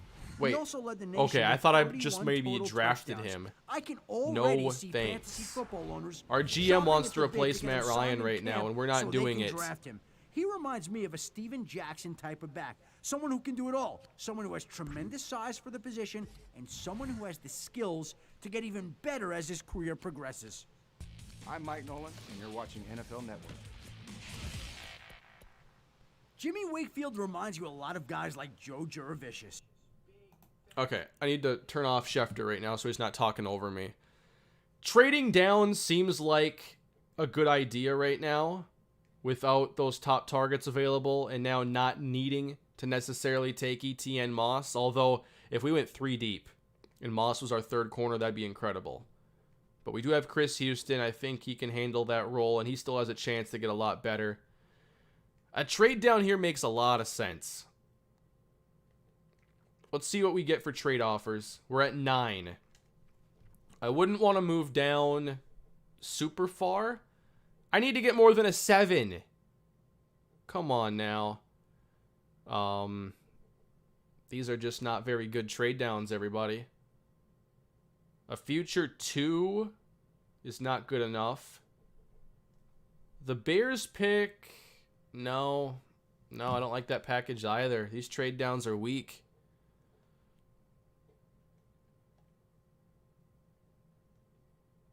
Got 851 to make a selection here. Oh, I could have asked him to raise their offer, I guess. But I don't think it was going to be what I wanted. And plus, I don't want to fall that far. Like, I didn't want their picks. At 28, 30. No. So, ETN Moss we could take. Yeah, you can negotiate trade downs. I should have tried that, but I still didn't like those first round picks. So do we take Etienne Moss? Do we take Moses McDonald? We don't know much information on him, so that would be a bit risky.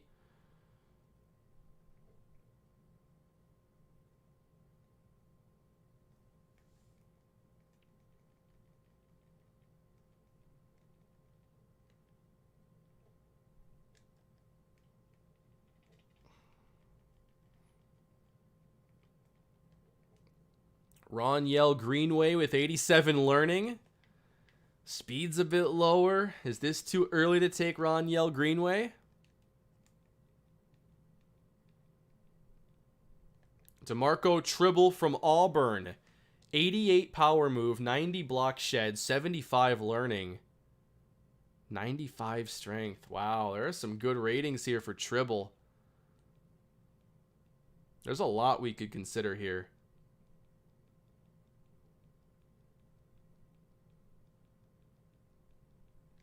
Gotta go with the known product. Take Moss. Thank you for the super chat, Moors. Yeah, it's tough just because we're looking at, you know, how much of a need corner is versus other options to get better. I really like Jay-Sean Boston. I really wanted to find a way to end up with him. 77 learning, 87 speed. Really tempting. I know it would be like an overdraft. Chat would not like this right now, but I really want Jay-Sean Boston. I think I'm going to try trading up for him later on. But I think I could justify taking him right now even.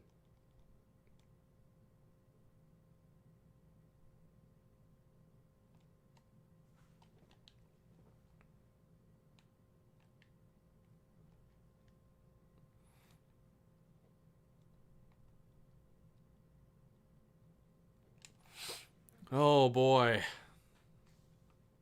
So much we could do right here. Etienne Moss. 88 potential, 86 learning. I mean, our 1 through 3 corners would just be incredible.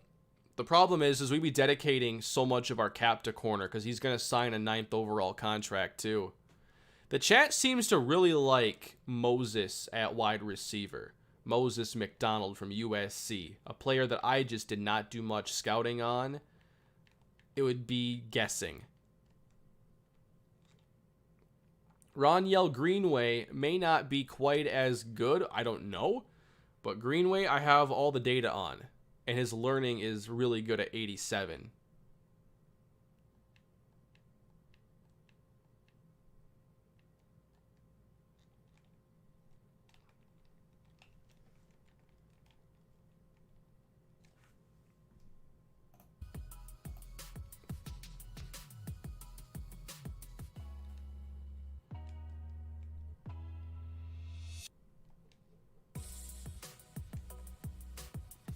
I still got 5 minutes to think about this.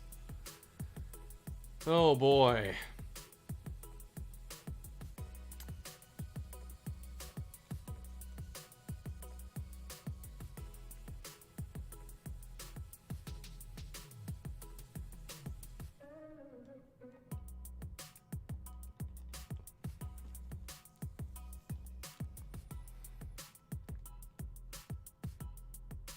Where is that player from Auburn? I keep missing Tribble.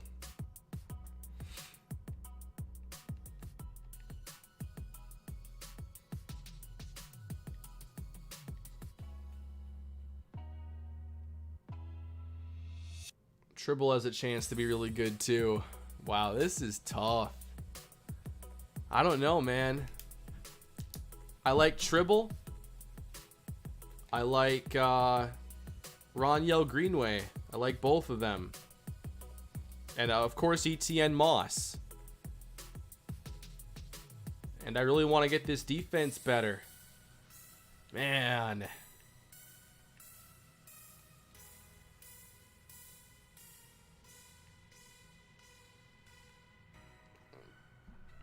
Got a super chat here from Dylan. Thank you. Take Moss. Trade away Houston for a draft pick. I thought about that too. I think my main issue is just how much of our cap we'd be dedicating to corner. It just wouldn't really be, it'd start to make things tough. Having Revis and Waddle. Waddle already has, that top money, and then to go cornerback again heavily. Especially like in this era where there wasn't as many 3 receiver sets. You'll see them still regularly, but not as much. Move Waddle to offense and draft Moss. I hadn't seen that take yet, but I'm not moving DeMario. Should have been Defensive Rookie of the Year Waddle. We're running out of time, though. I'm taking every bit of it, too.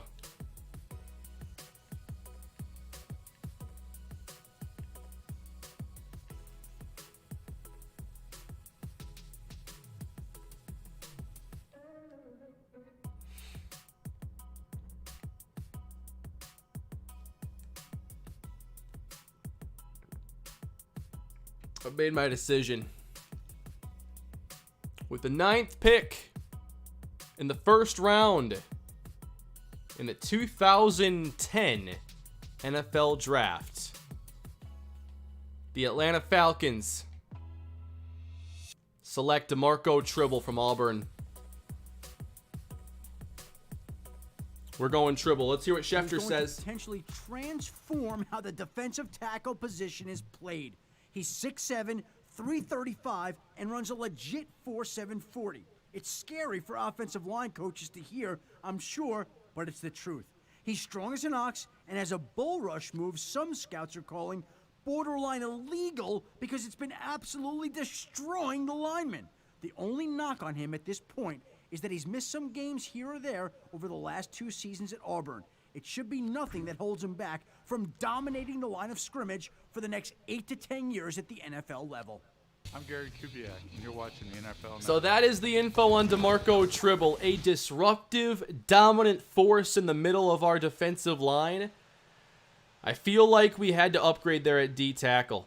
I'm not sure Wilfork was the right signing for us. I don't think Baldwin is going to be a complete starter.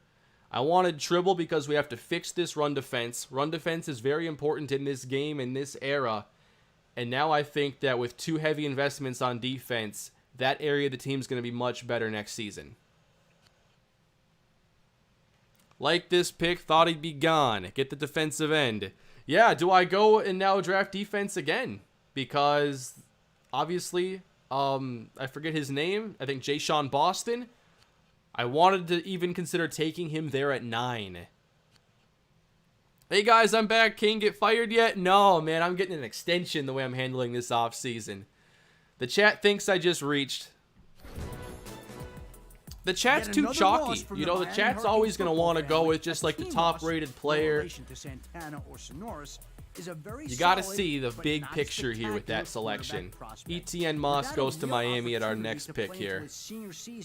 He only had 4 starts under his belt, but he's solid in every phase of the game. He's got great size, good speed, good smarts, and he reminds some around town of Antrell Roll when he was in his heyday. I don't think the receivers were good enough to take that early. I don't think that they were better. I think that with Moses, we just didn't have the info. And I'm not taking a player with that little info that early in the drafts. And then for Roniel Greenway, I think that, a lack of speed concerned me a little bit. I like a little more speed in this game to work with. I think he'll be fine.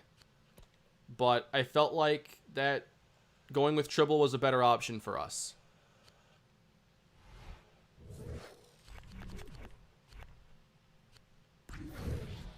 So I'm going to start simming a lot of these just because we're not picking for a while and we're not considering trading up for a while. David Finley is another excellent defensive end prospect who comes out of the Pro Football Factory known as the Ohio State How exactly did this Revis trade happen? So I was just taking a look at options for us when it came to like man cover corner. because I saw like Nnamdi Asomugha wasn't happy with his team, and I was just curious.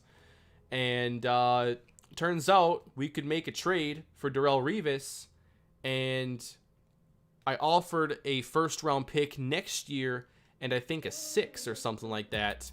And the Jets said, how about a first next year and a 5?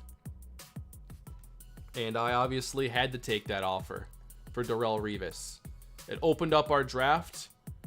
It made our secondary scary. McDonald ends up falling here, by the way, to the 20s. Do we have any info from Schefter?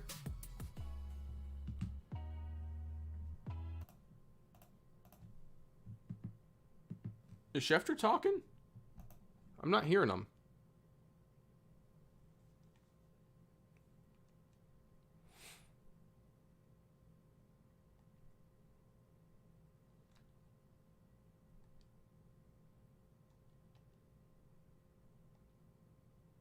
Greenway ends up going late first round. Okay, so he goes to Dallas. Now, the mock draft. We obviously selected Tribble at 9. The mock had Tribble at 16. So while the chat thinks it's a reach, that's not even close to the definition of a reach.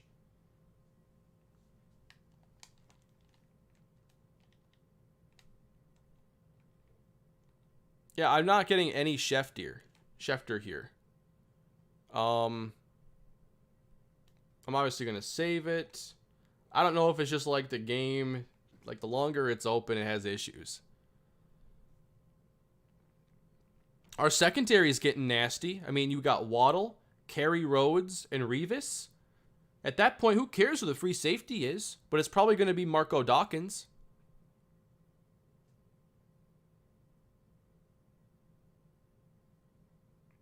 I think I need to reset the game. It's starting to slow down already.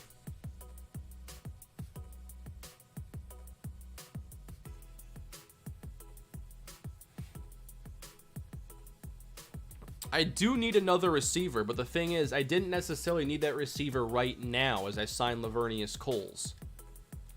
We have Coles, Roddy White, Harry Douglas. That doesn't scream, we need a receiver right now at number 9.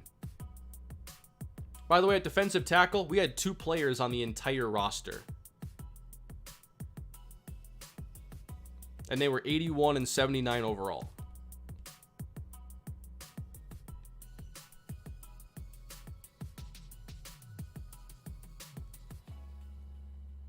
What game made me rage the most?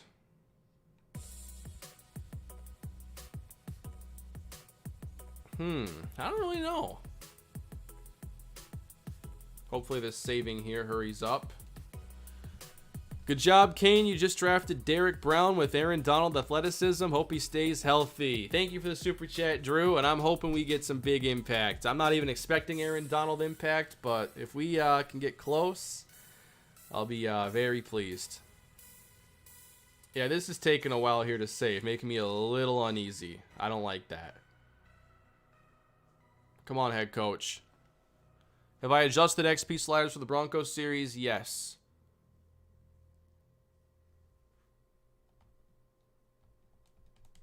Uh-oh. This is frozen. Mid-save. This is not good.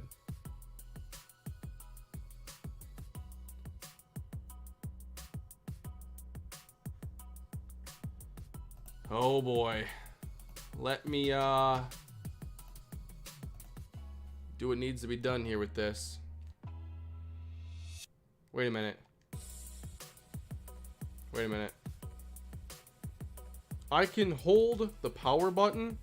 Like, the console isn't completely frozen. Oh! Oh my god. It just went through!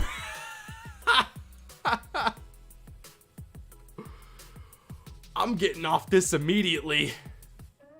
It took like 3 minutes to save. Oh my. I'm restarting the console.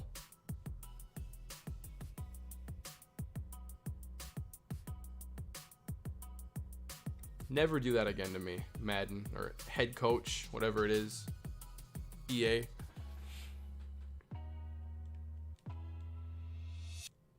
I'll make multiple saves for this one. I'll back it up in the cloud too. And for some reason, I don't know if there's like what makes the game just bog down after a little bit of time, but I need to reset the whole console. Thankfully, I'm not having to do like a reset that requires them to like rebuild the database or anything. Or I can probably just quit the game. I don't have to turn off the console. I just need to reload the app.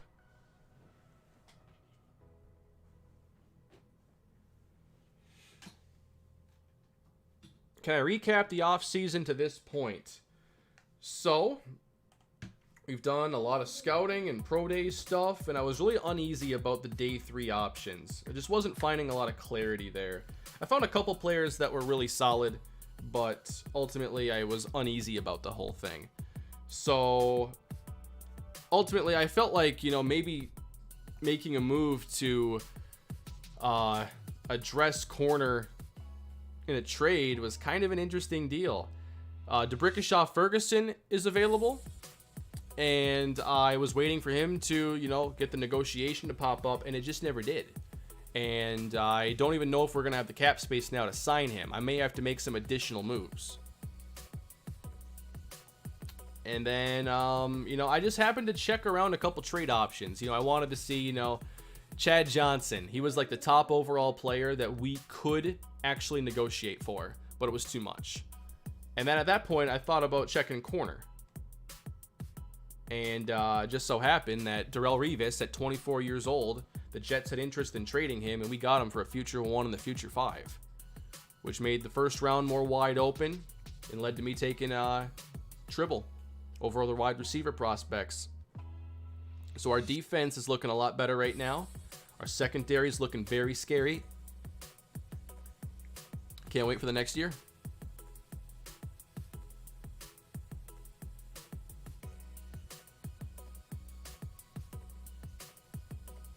I could look at trading Wilfork. I probably will end up putting him on the trade block.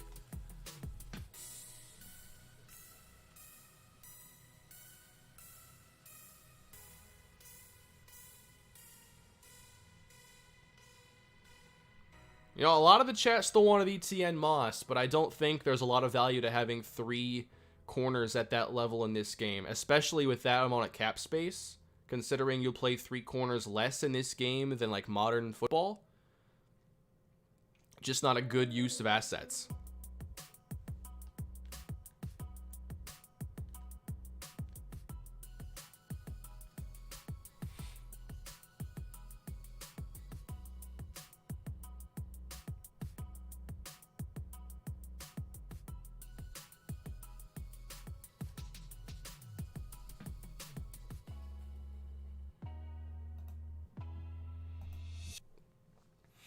Appreciate you all being here tonight, spending your Friday night with me.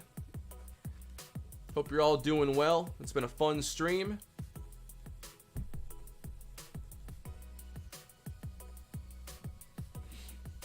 All right. We're resuming action here, it looks like.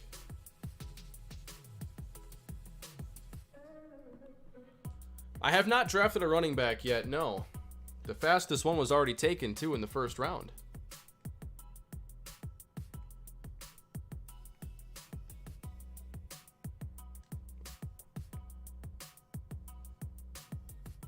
So I'm going to save an additional file just because I don't know if the game will ever crash as I'm saving and corrupt it. That happened back on NFL 2K2, and that wrecked like an 8-year franchise I had on that game. I was devastated. That team was wiped out. You know how many touchdowns I scored with Chris Carter in that franchise with the Vikings? NFL 2K2. Only made that mistake once, and it was on me. The game didn't freeze. Like, I think I closed down the game or something as I was saving. I think we've all made that mistake at least once.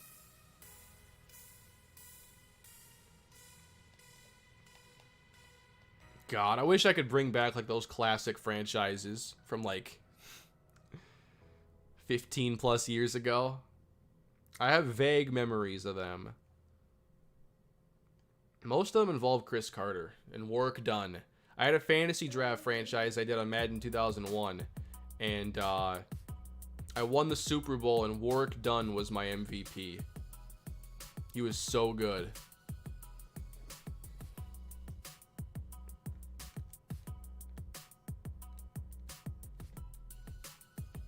You know, while we're on that topic too, I don't know why I did this, but like when I first started getting into franchise, like I wanted better players.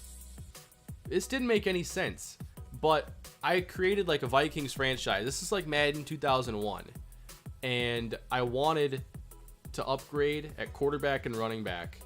I had Dante Culpepper and Robert Smith, and to me, that wasn't good enough. Keep in mind, I was like 8 years old. So I would control multiple teams. I traded Culpepper and Robert Smith for Kurt Warner and Marshall Faulk.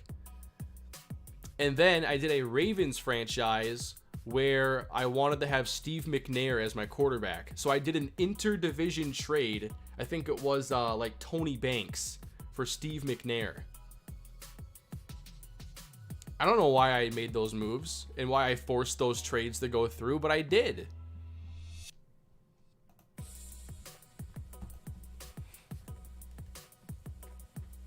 All right, so we're continuing.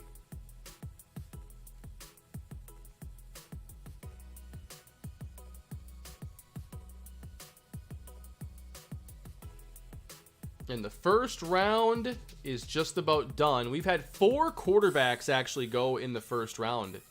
Pretty interesting.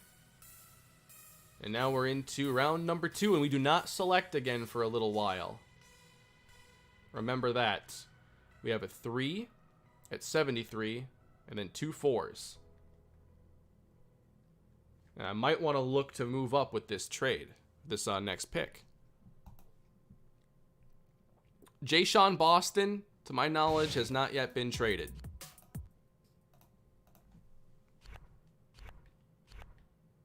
Now, I may trade with Wilfork, but it might be a year out still. I might want to develop Baldwin and Tribble a bit before I make a move for Wilfork. Eat less dead cap that way, too.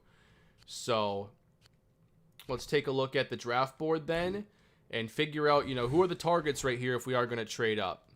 Travis Stockton, Jarvis McCray. I'm really thinking, though, that... Ooh, what about Jay Bishop? Run stopping, block shed, and pass rush. Kind of an interesting player. All around.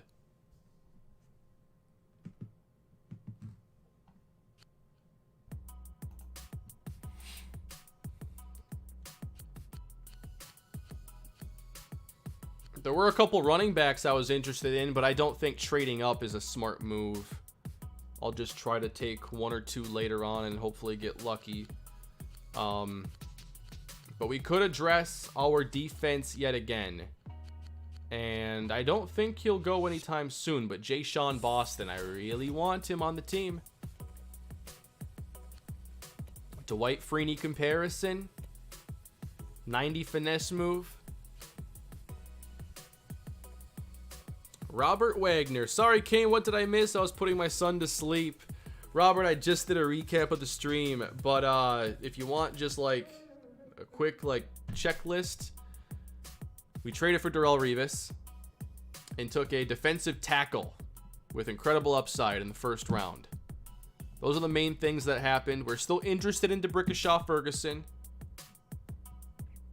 but at this point we're looking to see what we can do with a potential trade up. So I like Jayshon Boston.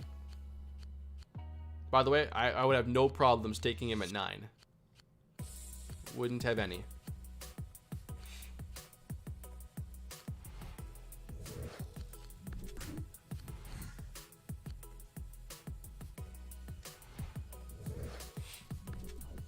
Thoughts on Russell Wilson to the Browns? None.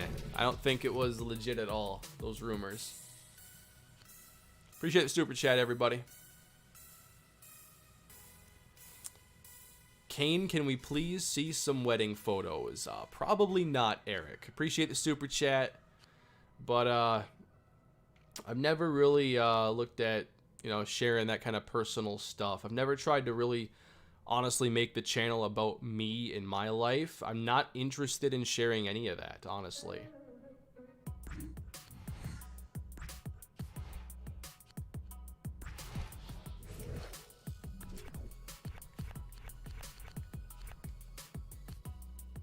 Carolina went Barry. I was interested in him. The right outside backer. I mean, that's something that the game wants us to do. It's a goal. Let me check out that right outside linebacker then. Kane, how much longer are you going to stream for? Robert, I think maybe another half hour, 45 minutes. Gonna get through the draft though for sure. So right outside backer. Jamal Timmons, Alcorn State. Zone coverage +3. Oh boy. Oh boy, 87 speed. Oh boy, very interested. Yes. Jamal Timmons. Another great option. Now, as far as this board goes, Timmons is likely going pretty soon.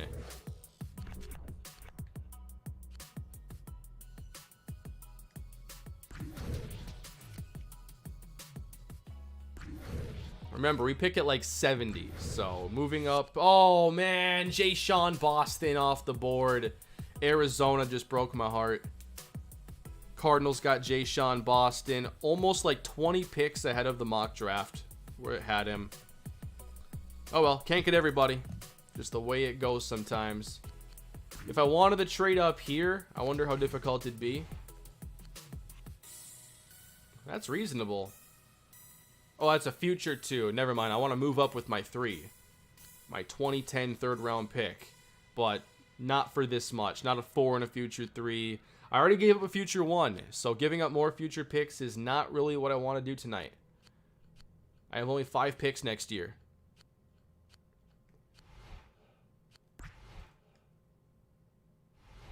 Do I have an adapter for the PS2 to look right? Bill, I don't have any special adapter. There was one I was looking at. But I don't actually have a recording set up for that gen. I have a backwards compatible PS3. I have one of the original, like, George Foreman grill PS3s. And it was one of the earlier models that had backwards compatibility. And the thing hasn't died yet. So I gotta keep it safe.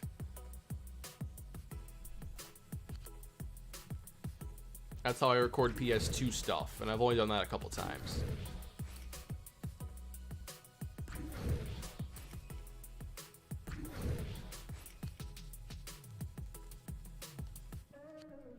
Yeah, PS2 on like modern TVs doesn't work out. You almost need like an old tube TV.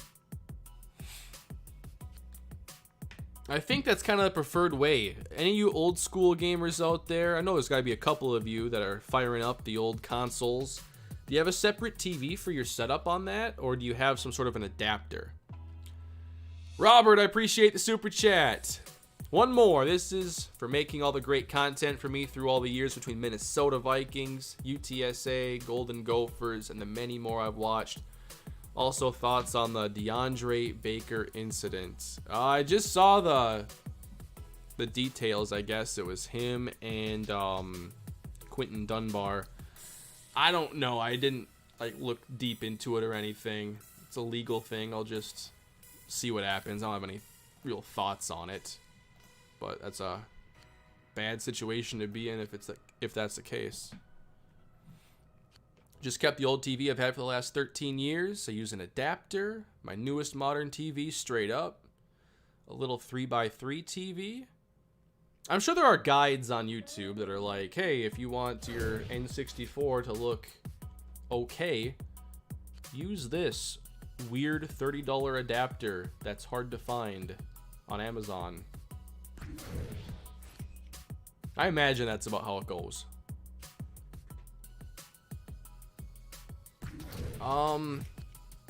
I think, yeah, I tried setting up a GameCube and an N64 the last couple of years. I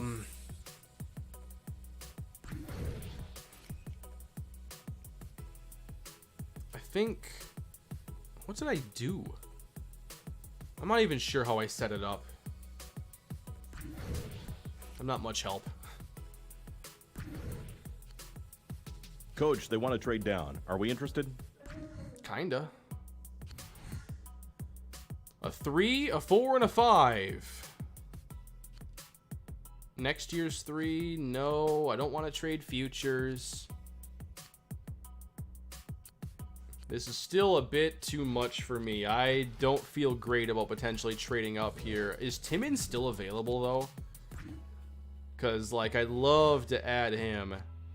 Jamal Timmons, best player available. I bet he goes right here.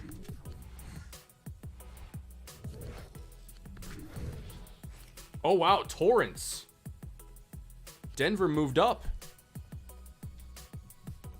Hey, Jared, I appreciate the super chat. Been watching your videos a lot lately when feeding my newborn daughter. She instinctively smiles and starts to fall asleep when I play your videos now. I love your stuff, man. Keep it up and stay safe. I appreciate that. Thank you.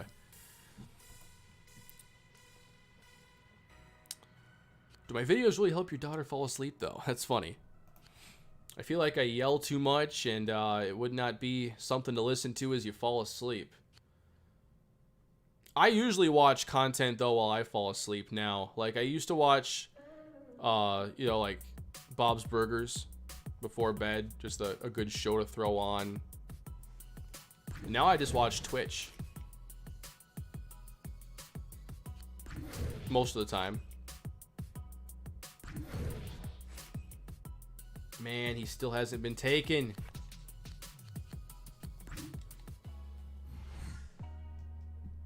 Laid back compared to most? I still feel like I yell a lot. This is about as laid back as it gets here. Wearing the button-up pineapple shirt, chilling on NFL head coach. No reason to really yell. Jamal Timmons, still there. Do we try to move up? 53. Is it starting to get more reasonable? You yell a lot less than her brother, trust me. Appreciate it, Jared. 373, no thank you.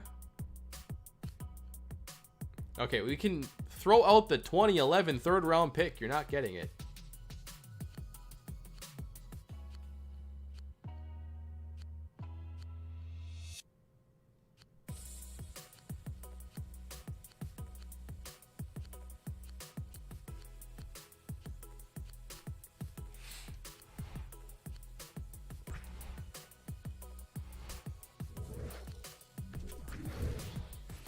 Still not taken. Still not taken. How are we getting this lucky?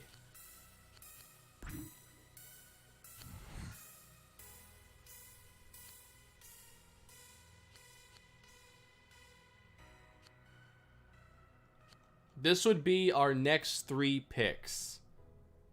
I don't think I want to do that. But the offers are at least getting more reasonable. But you gotta think that any pick here, he could go. And he didn't go there. And he did not go to Jacksonville.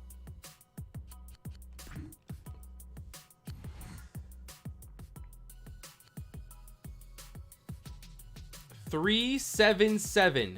This is the kind of trade I like, but I think it's gonna be a little low. 377. I'd make that pick all day. This offer is absurd. Oh, I'm sorry about that. You're scrolling pretty far. Settle down there. Yeah, not happening.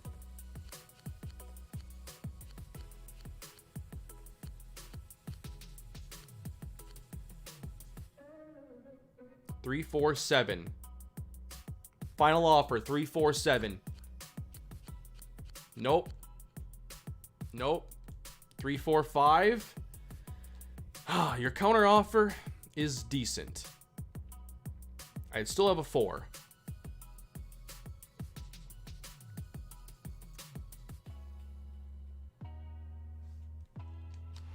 Not gonna do it.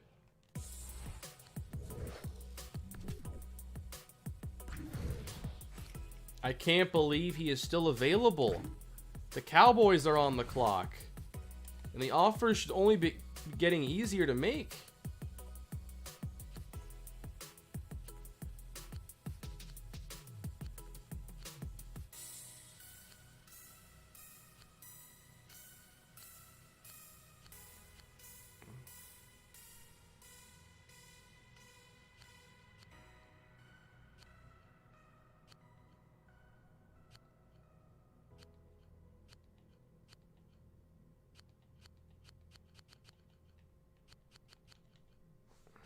So many futures involved here. Yeah, we're looking for Timmons here. 3-4-7. I don't think they'll take a 3-4-7.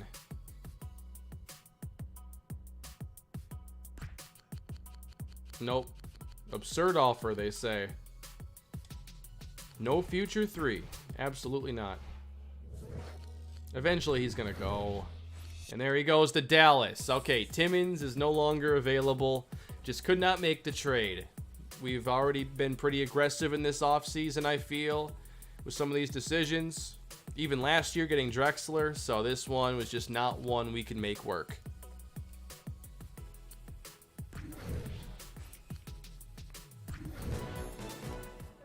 Along with his fellow offensive lineman, Lance Freiberg led the Wildcats to 3 consecutive seasons of leading the league in rushing. The impressive feat there is that they did it with 3 different running backs in each year, so the offensive line and Mr. Freiberg were the key ingredients in that great accomplishment. Freiberg has won the Offensive Lineman of the Year award 3 straight seasons as well. What makes this even more impressive is that Freiberg did all this after his gruesome ACL injury he suffered during his freshman season on national TV. That injury aside, Mr. 4.0 GPA Freiberg, the Northwestern class president as well, is a surefire star at the center position, probably the best center prospect I've seen in the last 2 decades. I'm Romeo Cornell, and you're watching NFL Network.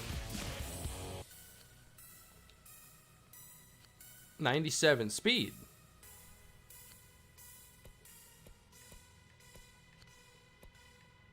Big playability. Maybe later.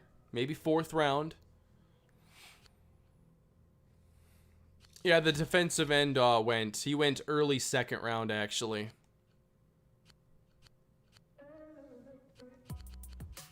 All right, I was looking at if there was an option for us to trade up, and I don't think so.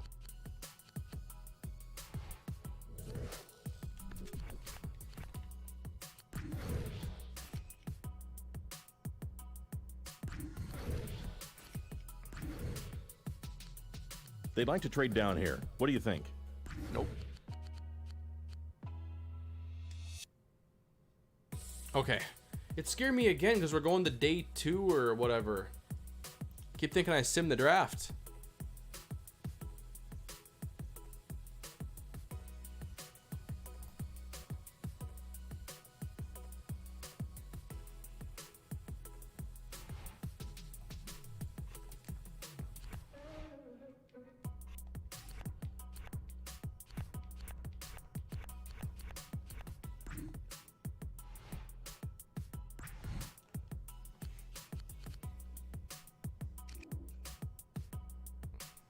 So we're picking pretty soon. We pick at 73, and then not until 105 and 117.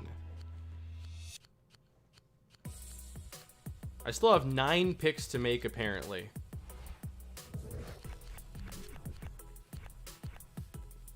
At some point, I may look to trade for a future pick. We'll see what I can accomplish, though. I gotta get some more players added to this team first. So we'll do some quick simming to our selection.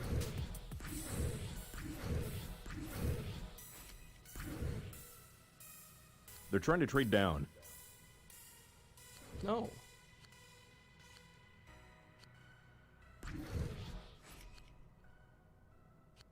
All right, 5 minutes. And we're being suggested here, Martin Taylor, who I think inside we should get. linebacker. Don't know his learning. Don't know his potential. 75 speed. 245 pounds, 24 years old. No thank you. All right, Was we've got Tribble a teams good interested pick? in our pick. There we go.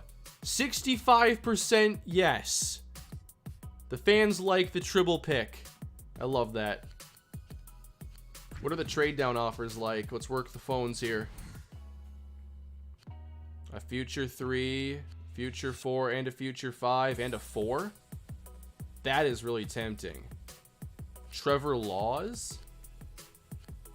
Future 3, future 6. Alright, if I can't find a player that I really want here, I think I may have to go with this San Francisco offer for the future 4 and 5. I wonder if I can even come back to this, though. Probably not.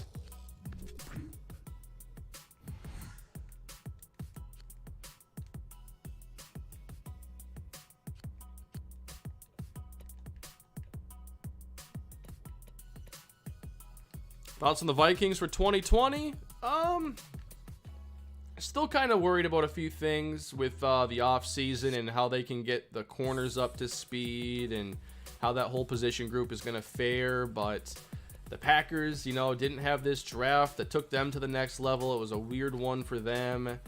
Vikings got some good value with their picks. So I feel, you know, pretty good about another 8 to 10 win year, possibly. Appreciate the super chat.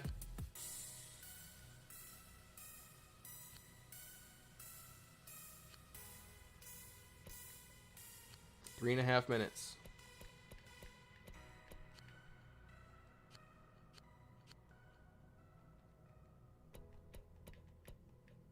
Todd Stussy comparison. So we're going to get a holding penalty every other possession.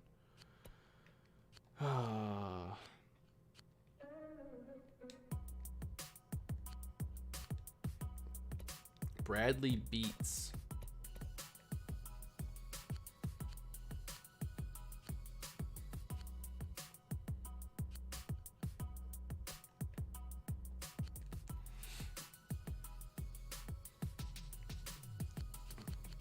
All right, everybody. What to do here? Can I get to those trade offers any other way? Or are those just gone now? Because I was kind of interested in getting those futures.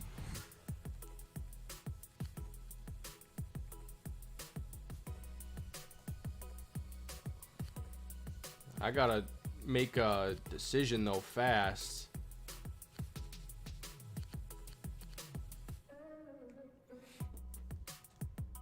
Nope, they're gone. Make your own trade.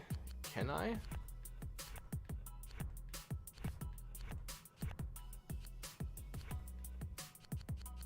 I would have had to check the players first and then go there.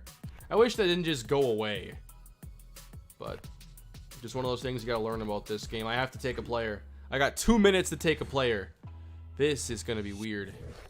Wait, trade block? Can I go there? Oh, that's not gonna get the job done. I don't think so anyway. So I gotta take a player. That's okay. Just a learning experience is all.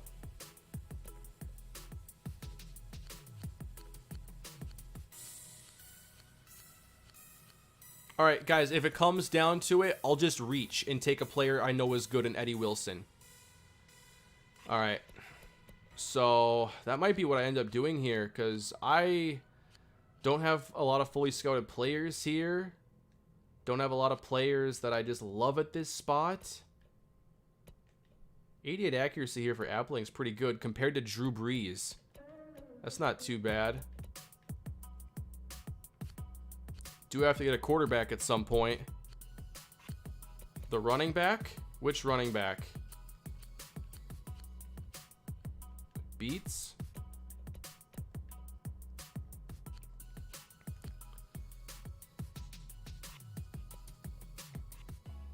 You know what? Man.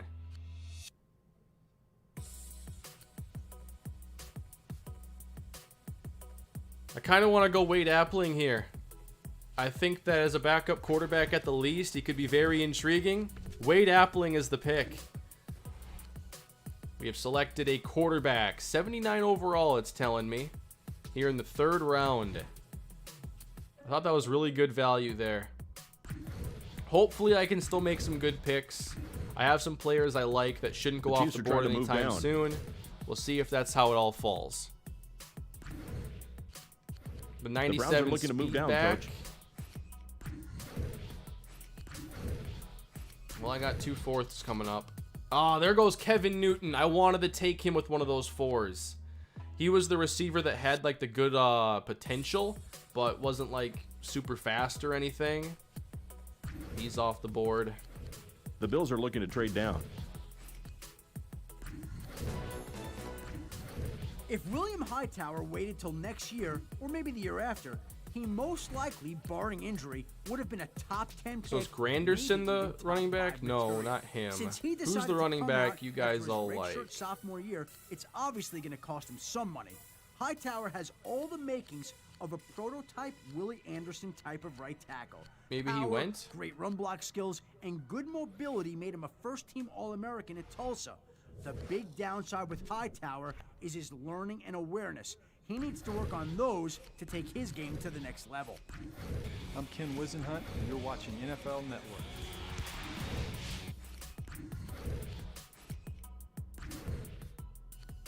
What was The it, like Cowboys are looking to try to trade 117? down.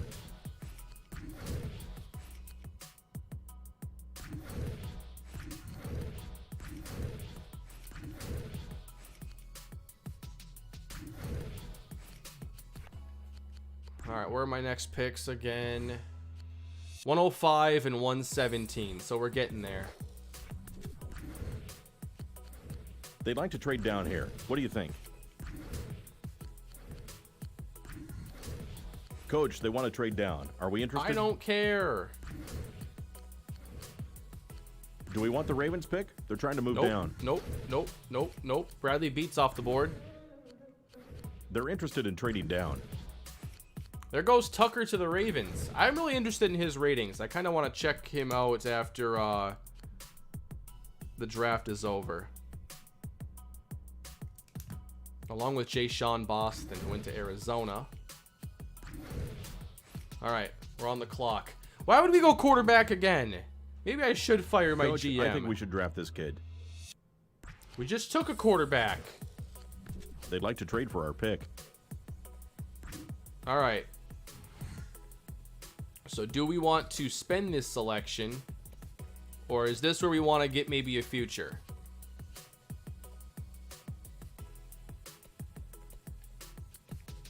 Kevin Williams comp is really good. 86 learning here. Tyshawn Bundy. That's pretty good. Elvis Dillon. Don't know enough, really. Raymond Torrance. Size speed ratio. 90 speed. Kind of interesting. 244 pounds.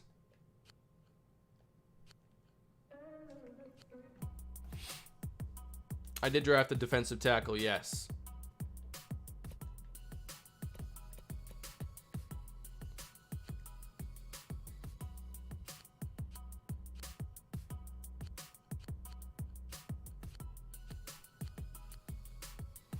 All right, I'm interested in the trade down options. What can I get for some futures? So a future 5 and a 7. A future 4.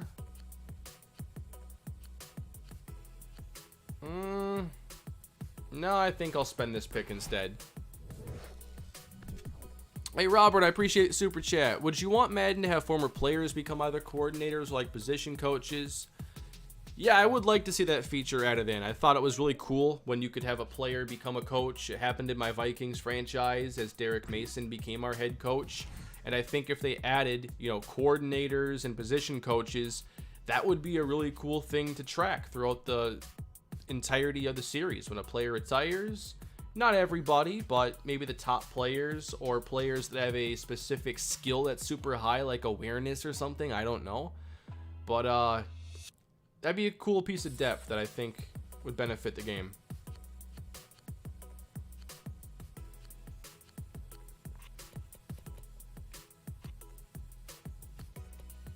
Bill Clark, 77 learning, 68 catching, decent speed. Danny Moore, I mean, I've talked about Danny Moore for a while here. I really liked him. 95 speed.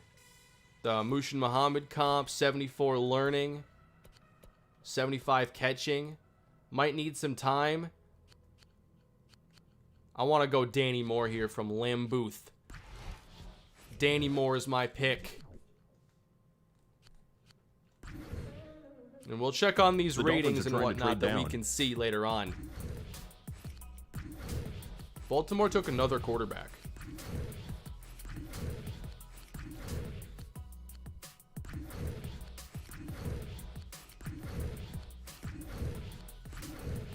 We are once again on the clock, suggesting this is my top Tommy pick here. Beasley. I don't know his learning. I don't know his potential. No thanks. They're looking to trade up. I could look to take Eddie Wilson here. Like, I'm not just going to sit and wait on players that I like all the time when I know I could make solid moves. I'm not wasting time here. Eddie Wilson is the pick now at safety. I like our offseason a lot right now. So now we pick again in the 5th round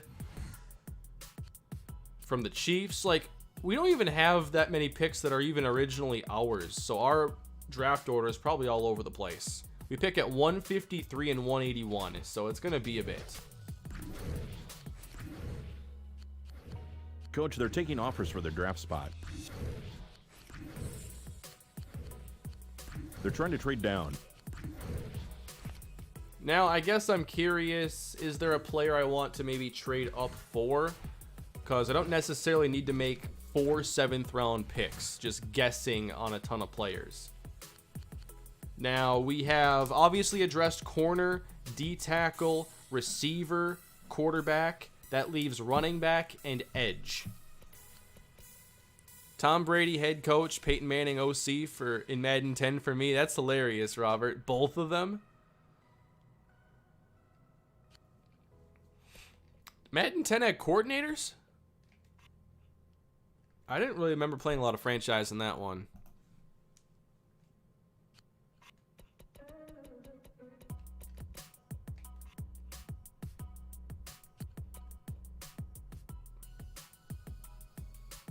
Torrance Gill. Oh my. 90 potential, 95 learning at edge.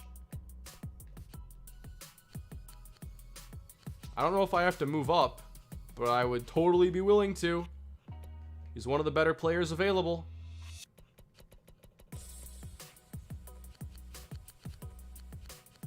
It is time to move up, folks.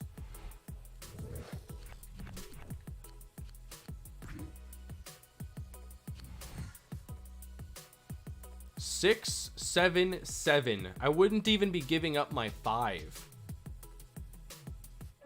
Or I can give up my 5 and only give up 1 7, so I have an additional pick to make. I'm going to go with this package, though, so I pick at 153. Oh, never mind. I forgot. They can counter. My bad. Yeah, the future 4. I bet you want the future 4. That's not happening.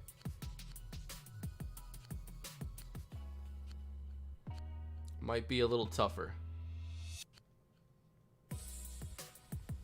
It did on PC anyway. Okay, Robert. Not familiar with Madden on PC really at all.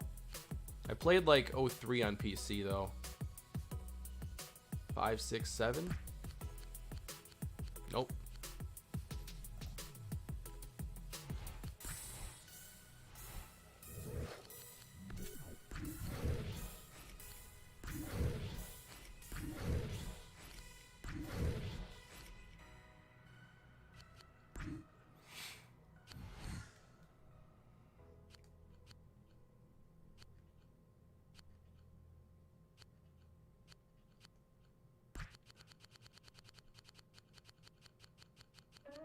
Why would you even have like 75 offers here? You know you have 5 minutes on the clock, right? Eric Coleman and a 7. There you go. How about that move up? Madden 08. Yeah, I think that was the last one on PC before 19 or whatever. Appreciate the super chats there, Robert. Yeah, I mean, I don't think that Coleman had a major role on the team. We have a new safety we drafted. And obviously from last year, Marco Dawkins. This is so who I I think we think should that that was a move we could afford to make. Good deal for them. Good deal for us. And now... They won our draft spot. No, I'm not trading down. Because I have plans for this pick, everybody. Say hello to our newest edge rusher, Torrance Gill from UNLV. This is going to be fun. Goal completed, drafted a sleeper. There we go. Plus 25 GM right there.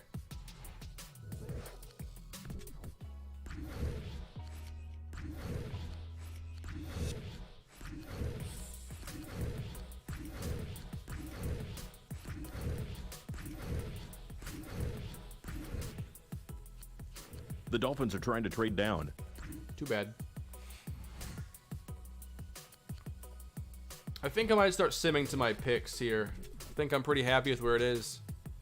Bench Irvin, A alt. Thank you for the super chat. I haven't seen you in a while here. Bench Irvin. Oh man, yeah, it's been a tough stretch here. Really tough.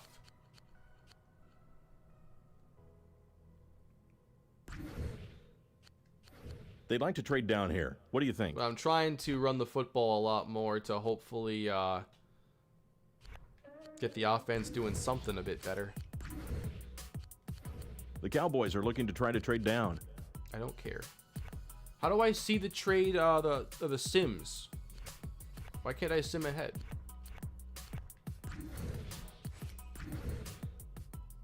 They're interested in trading down. Do we want the Ravens pick? They're trying to move down.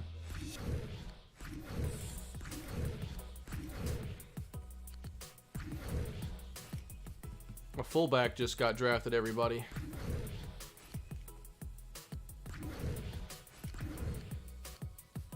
They'd like to trade down here. What do you think? Too bad. We are on the clock. GM is suggesting Coach, I think we should Gary draft this kid. McKinley. We don't have much information, so no. All right, we've got teams interested in our pick. Let's see if there's something I want to do with this pick, or I could trade for some futures, possibly. Kane, are you going to play the new 2K game next year? 2K5 was one of my favorites. Yeah, whatever they put out, I'm going to check it out. Like any NFL game on console, I will definitely want to check out. We don't get anything other than Madden, so... yeah, I don't know if it's going to be, you know, anything I'm looking for, but I'll give it a shot.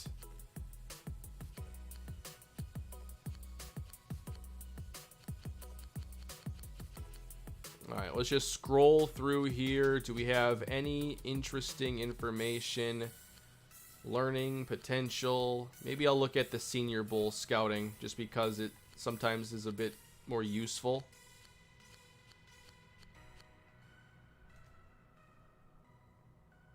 Not bad here for Tisdale, and 91 learning is always nice to have. We do need more defensive tackles on the team.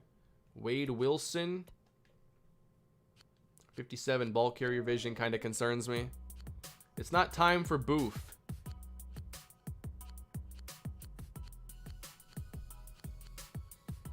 Chuck Castle, 70 vision. Darren Sproles comp, 75 learning.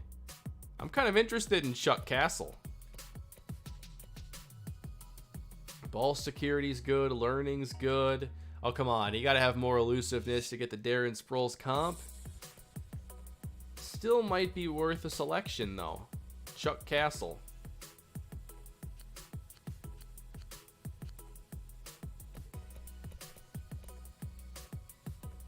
Gilbert Giddens, 97 speed, 54 learning, 22 years old. He's speedy, and that's all we know. But his learning's low. His football IQ is low.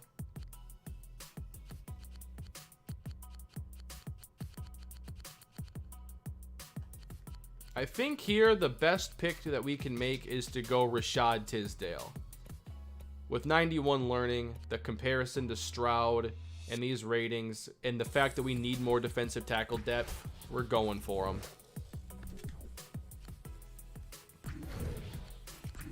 I love our draft right now. Love Coach, they're every taking bit offers of for it. their draft spot.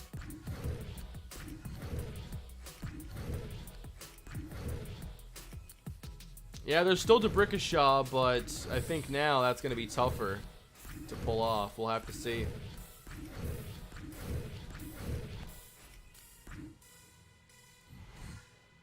Still have a 6 and 4 7s, or 3 7s, so don't assume our draft is over yet.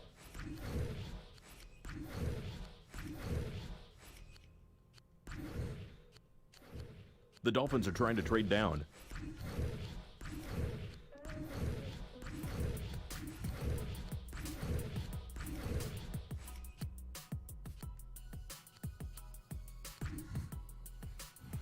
This is who I see as drafting. Suggesting Wade Wilson. I was kind of interested in him, but They'd like to trade for our pick. I want to take a look here at what we can do in the 6th round. Devin Douglas is available. 87 speed. Man coverage is low. I don't want to take any corners that have low man coverage or a negative there.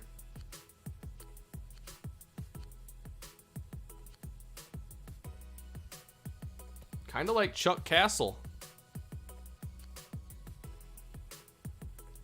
Chuck Castle's one of the better players available. I want Chuck Castle in the 6th round. Deadpool. Who's Deadpool?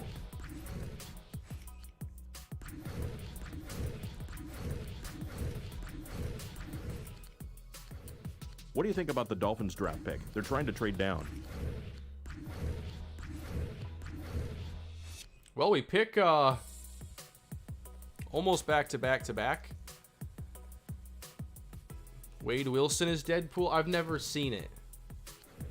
They want our draft spot. What is that, like a cartoon? No.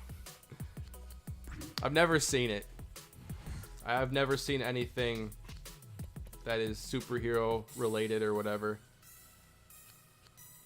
Rocky Crane. He must have went.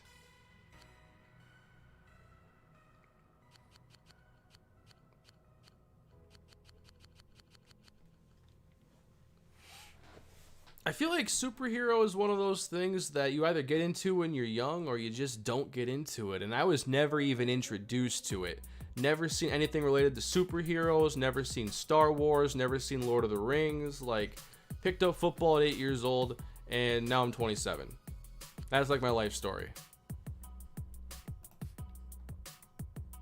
Kane, could you do an NCAA 14 UTSA Dynasty if Kalispell ends? I could. I've considered that. I've considered a Coach Carousel coordinator deal. Can't believe what I'm hearing. I was just never introduced to this kind of stuff. There's a player named Ryan Reynolds. I've heard of him. I'm pretty sure he's a superhero. Iron Man? I don't know. I don't know if that's even close to right. Just the first thing that popped in my head, and I usually trust my gut on names and stuff.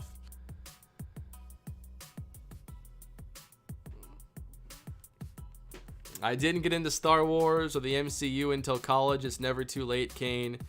Well, I need some stuff to do, some stuff to watch, so maybe, Sly, I'll check something out. I know a bunch of Marvel stuff I think is on Netflix. No, he is the Deadpool actor? Okay. I forget who the actor is for Iron Man. I don't know any of this stuff at all. I have a better chance of telling you like the 7th string running back at Villanova. They have a football team, right? They have to, because a player was drafted from there recently. Villanova I know they did. Yeah, Robert Downey. That's who it was. That's who I was picturing in my head, honestly. Who's the player drafted from Nova recently? I swear there was somebody. Well, I'm on the clock. Passanio. Yes, that's who it was. Thank you. The actor of Deadpool and unfortunately the Green Lantern. Worst movie ever made. I remember when people didn't like Green Lantern. I saw a little bit of that.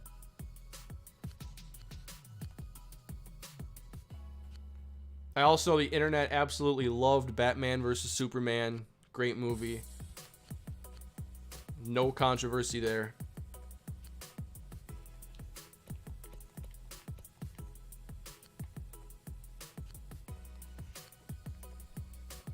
If I were to even begin, clean slate, superhero, like, where do I even start?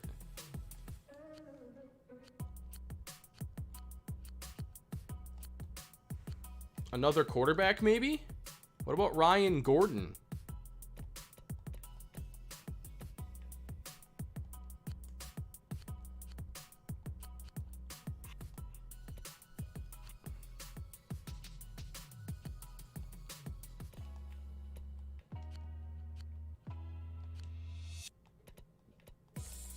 Are there any trades? Because I don't even know what I want to do with this. I could get another 7 and then a next year's 7. Why not? I'll tell him to increase it though. We think it's good enough? Yeah, it is. I'll take it. Gives me more time. Spider-Man 2002. You know what? I played the Spider-Man game and I always thought, like, if I were to ever get into it, I thought Spider-Man was the most interesting superhero. And the game Insomniac made looks cool, and Insomniac's one of my favorite developers because of Ratchet and Clank growing up. So I think if I had to start somewhere, I would start Spider-Man. Get the hefty lefty. Appreciate the super chat, Robert. Yeah, I don't know what I want to do with these picks at all. This is my top I pick was not here. homeschooled, no, but apparently I lived under a rock. You know what? Let's give the GM a pick here. He finally wanted to, he finally wants to get a player that he picked. Ryan Gordon. I thought of him as a decent enough third quarterback, so there. Make the GM happy. And now we select again. Coach, I'd like to see us draft him.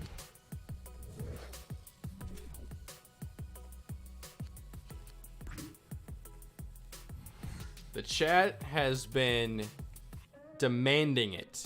Not even, questioning or anything. Not, friendly. Hey, Kane, maybe please draft Boof Cobb. They're adamant. They want Boof Cobb. It's like our 10th pick of the day. Let's go Boof Cobb. And the draft should now be done.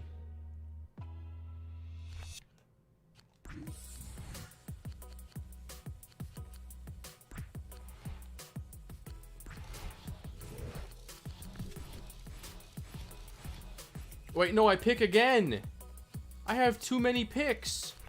I forgot I had another one. Coach, I think we should draft this kid.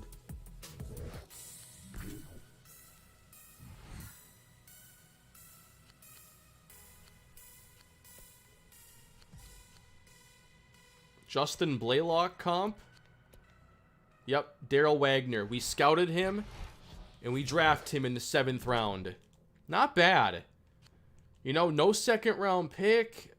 I feel like I have impressed myself a little bit with this draft performance today. I'm pretty happy with it. Someone said running back with the Allendale comp. Appreciate the super chat, but I already took a running back I was kind of interested in, and he had a little bit of speed. I'm not sure Allendale Lendell White comp has enough speed for me. Appreciate the super chats, everybody. It's been a fun stream, and I think we have accomplished a lot with this team. I think it was a successful draft, and I want to take a look now at some ratings quick. But here is what it's showing us right now as far as overalls go. DeMarco Tribble, 87 overall. Wade Appling at quarterback, 79. Danny Moore is a 69. 65 for Eddie Wilson. Now these are just like really raw overall ratings. They don't really mean much here, so I guess I shouldn't dive too much into it. Rather see some true ratings.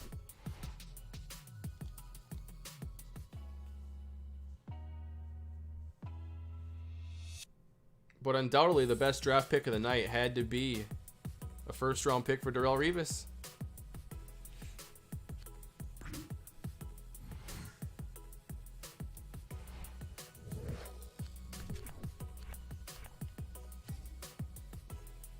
All right, so undrafted rookies are next. I'm not totally prepared for this, but I can target 5 players. So there apparently was like a Lendale White comparison. Let's see if there is a Lendale White comparison. Ooh, Fred Jackson. And again, this is for undrafteds. Ahmad Bradshaw comp.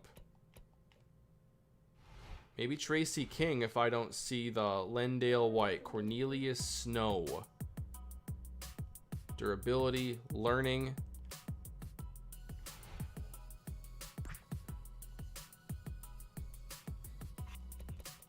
Let's go wide out. Still have some questions about this spot.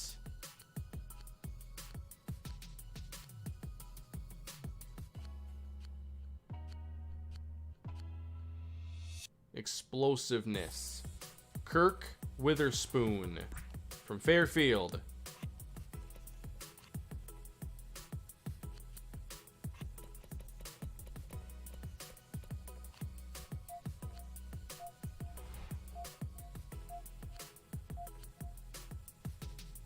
Jack McLaughlin here. Man coverage is in his top skill. Let's give him a bid. Let's go linebacker.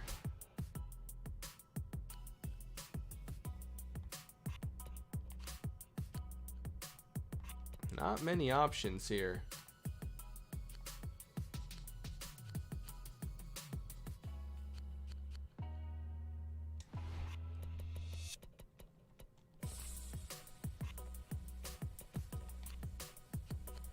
Still winning all these.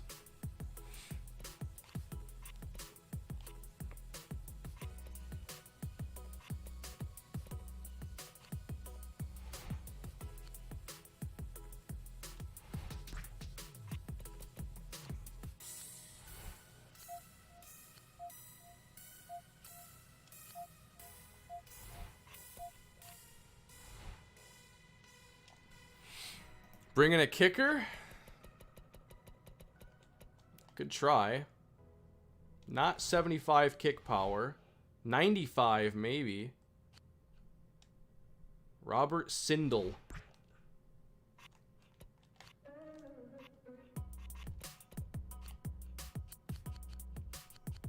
All right, we already signed the first 2.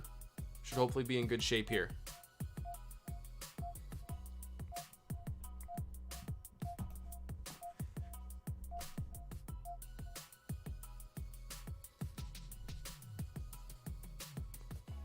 Not much happened in free agency. We signed Lavernius Coles in the previous stream, and then I wanted to sign DeBrickashaw Ferguson tonight, but he just never came up. And so I think that that's going to be one of the topics of next stream that I do, because I'm about to end it for the night. I'm loving Franchise on Super Mega Baseball. Happy to hear. Yeah, anybody who's played Franchise and maybe can give me, you know, some impressions and things that maybe are good for me to know as I set up my own franchise for the channel, let me know, whether it's in a tweet or in a comment. Try to get my attention with Super Mega Baseball 3, and just give me any impressions you got there of franchise mode.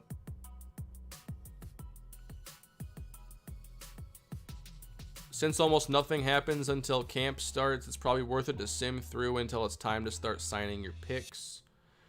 Yeah, possibly. I forget the whole timetable. But I'm looking for a good spot to end for the night.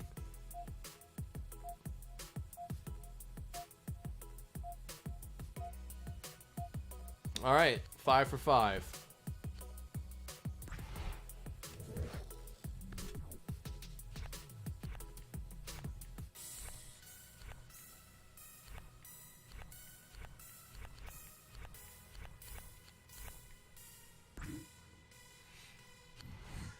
So if we check out the roster here and look at, oh, those overalls are still showing those numbers.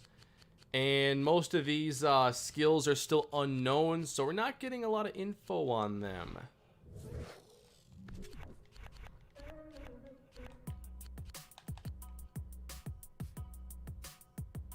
Does that update when you get to the preseason? I forget when you get that info.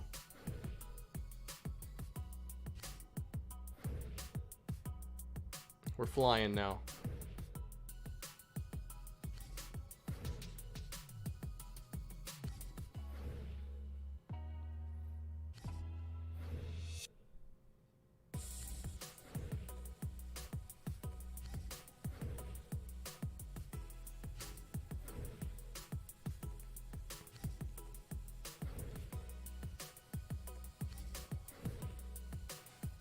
I did not get Ferguson, no. But I'm pretty happy with the draft class overall. I think it's going to be a good one. A trade offer for Desmond Clark. Well, I don't think I want to trade him, but I'll see what they're offering. Oh, come on. A 5th round pick, and not even in the next draft, 2 drafts from now? The Atlanta Falcons backed out of trade negotiations earlier this afternoon. Yeah, because they citing were an horrible, extremely high Schefter. asking price.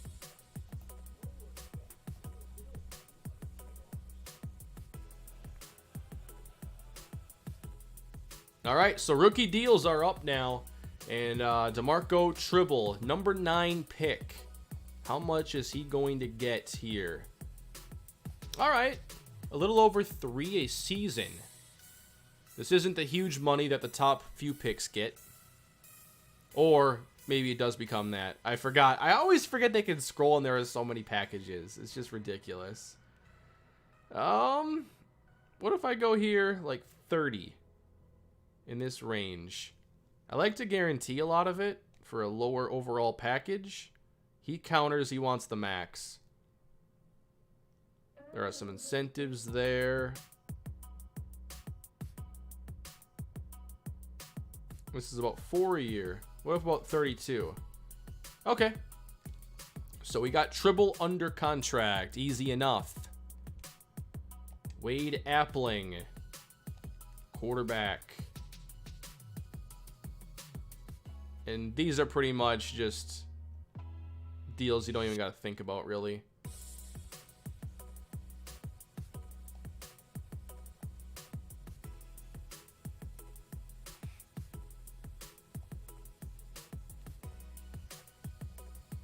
I'll get all the rookies under contract and then take a look at our cap space.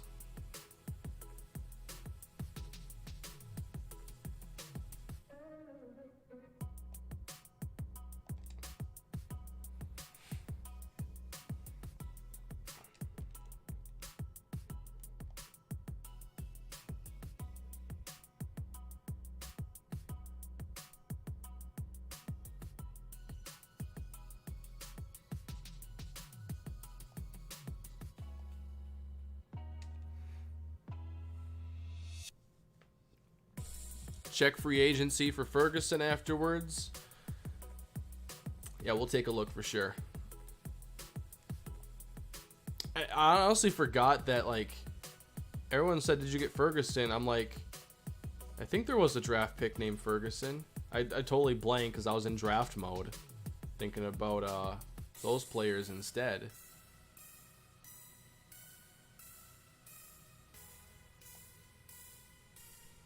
Whoa, I did not get a contract done here with Gil. Can I come back and make sure we get that done? Okay, I guess I didn't handle that one very well. Went too low. So is he like holding out?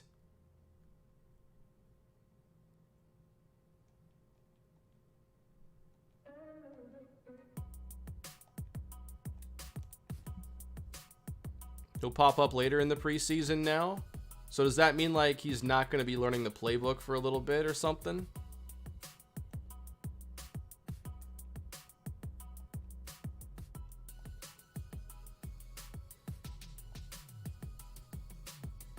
He won't play in the preseason? He's a holdout. Wow. That's unfortunate.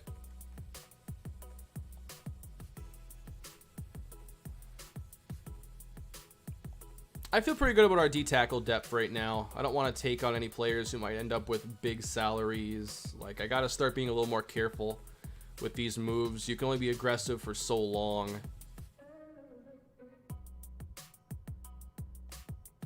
Do we actually want to sign Boof Cobb?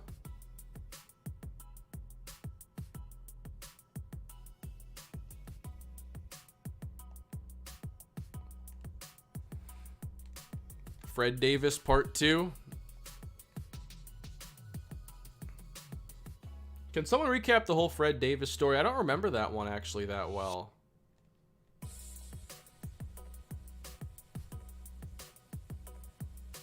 I remember a contract holdout.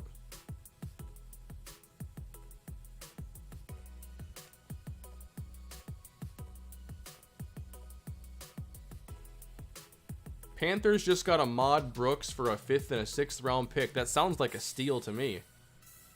What a great trade.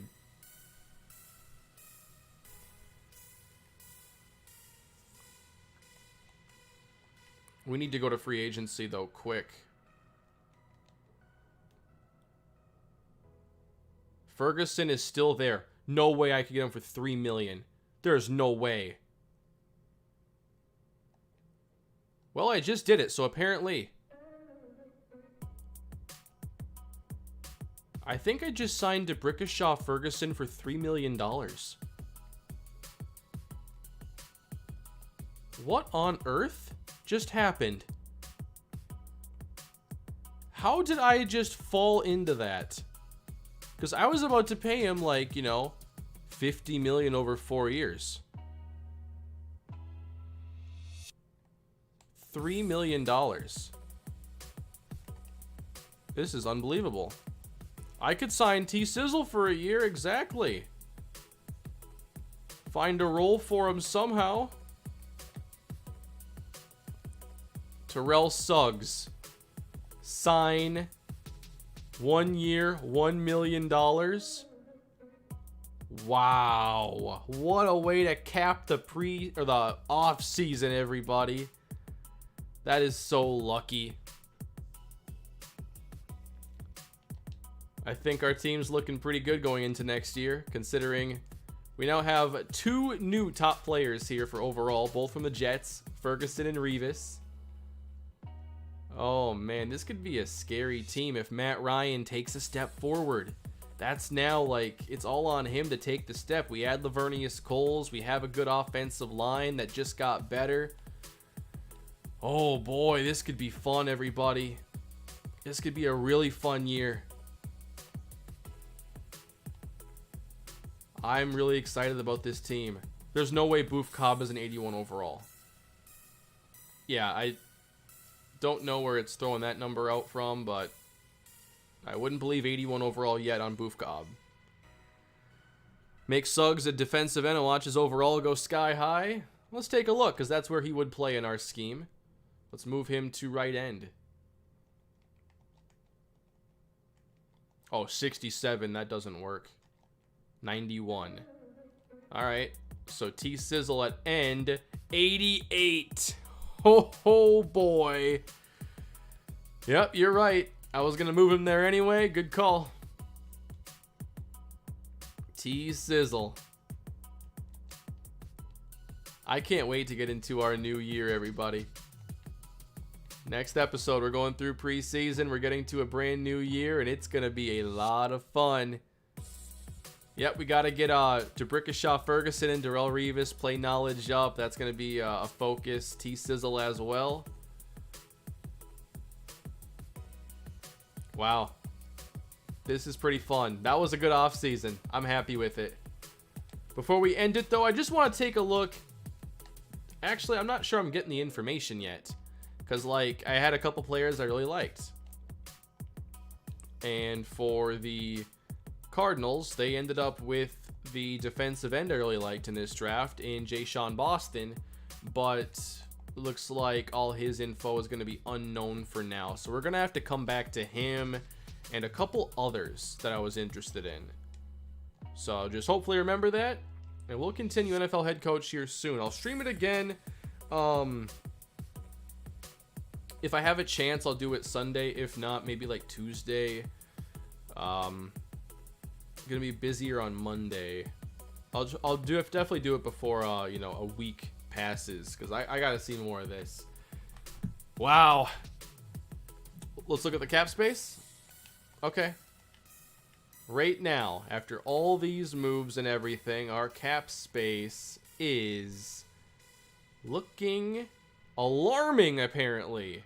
1.6 million space. Hey, if you don't use all the space, they don't give you a trophy or anything. You better use it. That's what I call a successful offseason, everybody. Hope you had a good time with it, everybody. That was a fun night of offseason action. Please leave a like and subscribe if you're excited for the brand new season. And I will see you all next time at NFL Head Coach 09. That's where I'll end it, everybody. Thank you for spending your night with me. I hope you had a good time. I hope you had fun. And I hope you're ready for this journey to continue. I had a good time talking with y'all tonight. Kind of wish I had a big bowl of Chipotle in front of me right now, but I think I'll just head to bed and call it a day. I'm not going over the cap. I'm okay. I'm okay.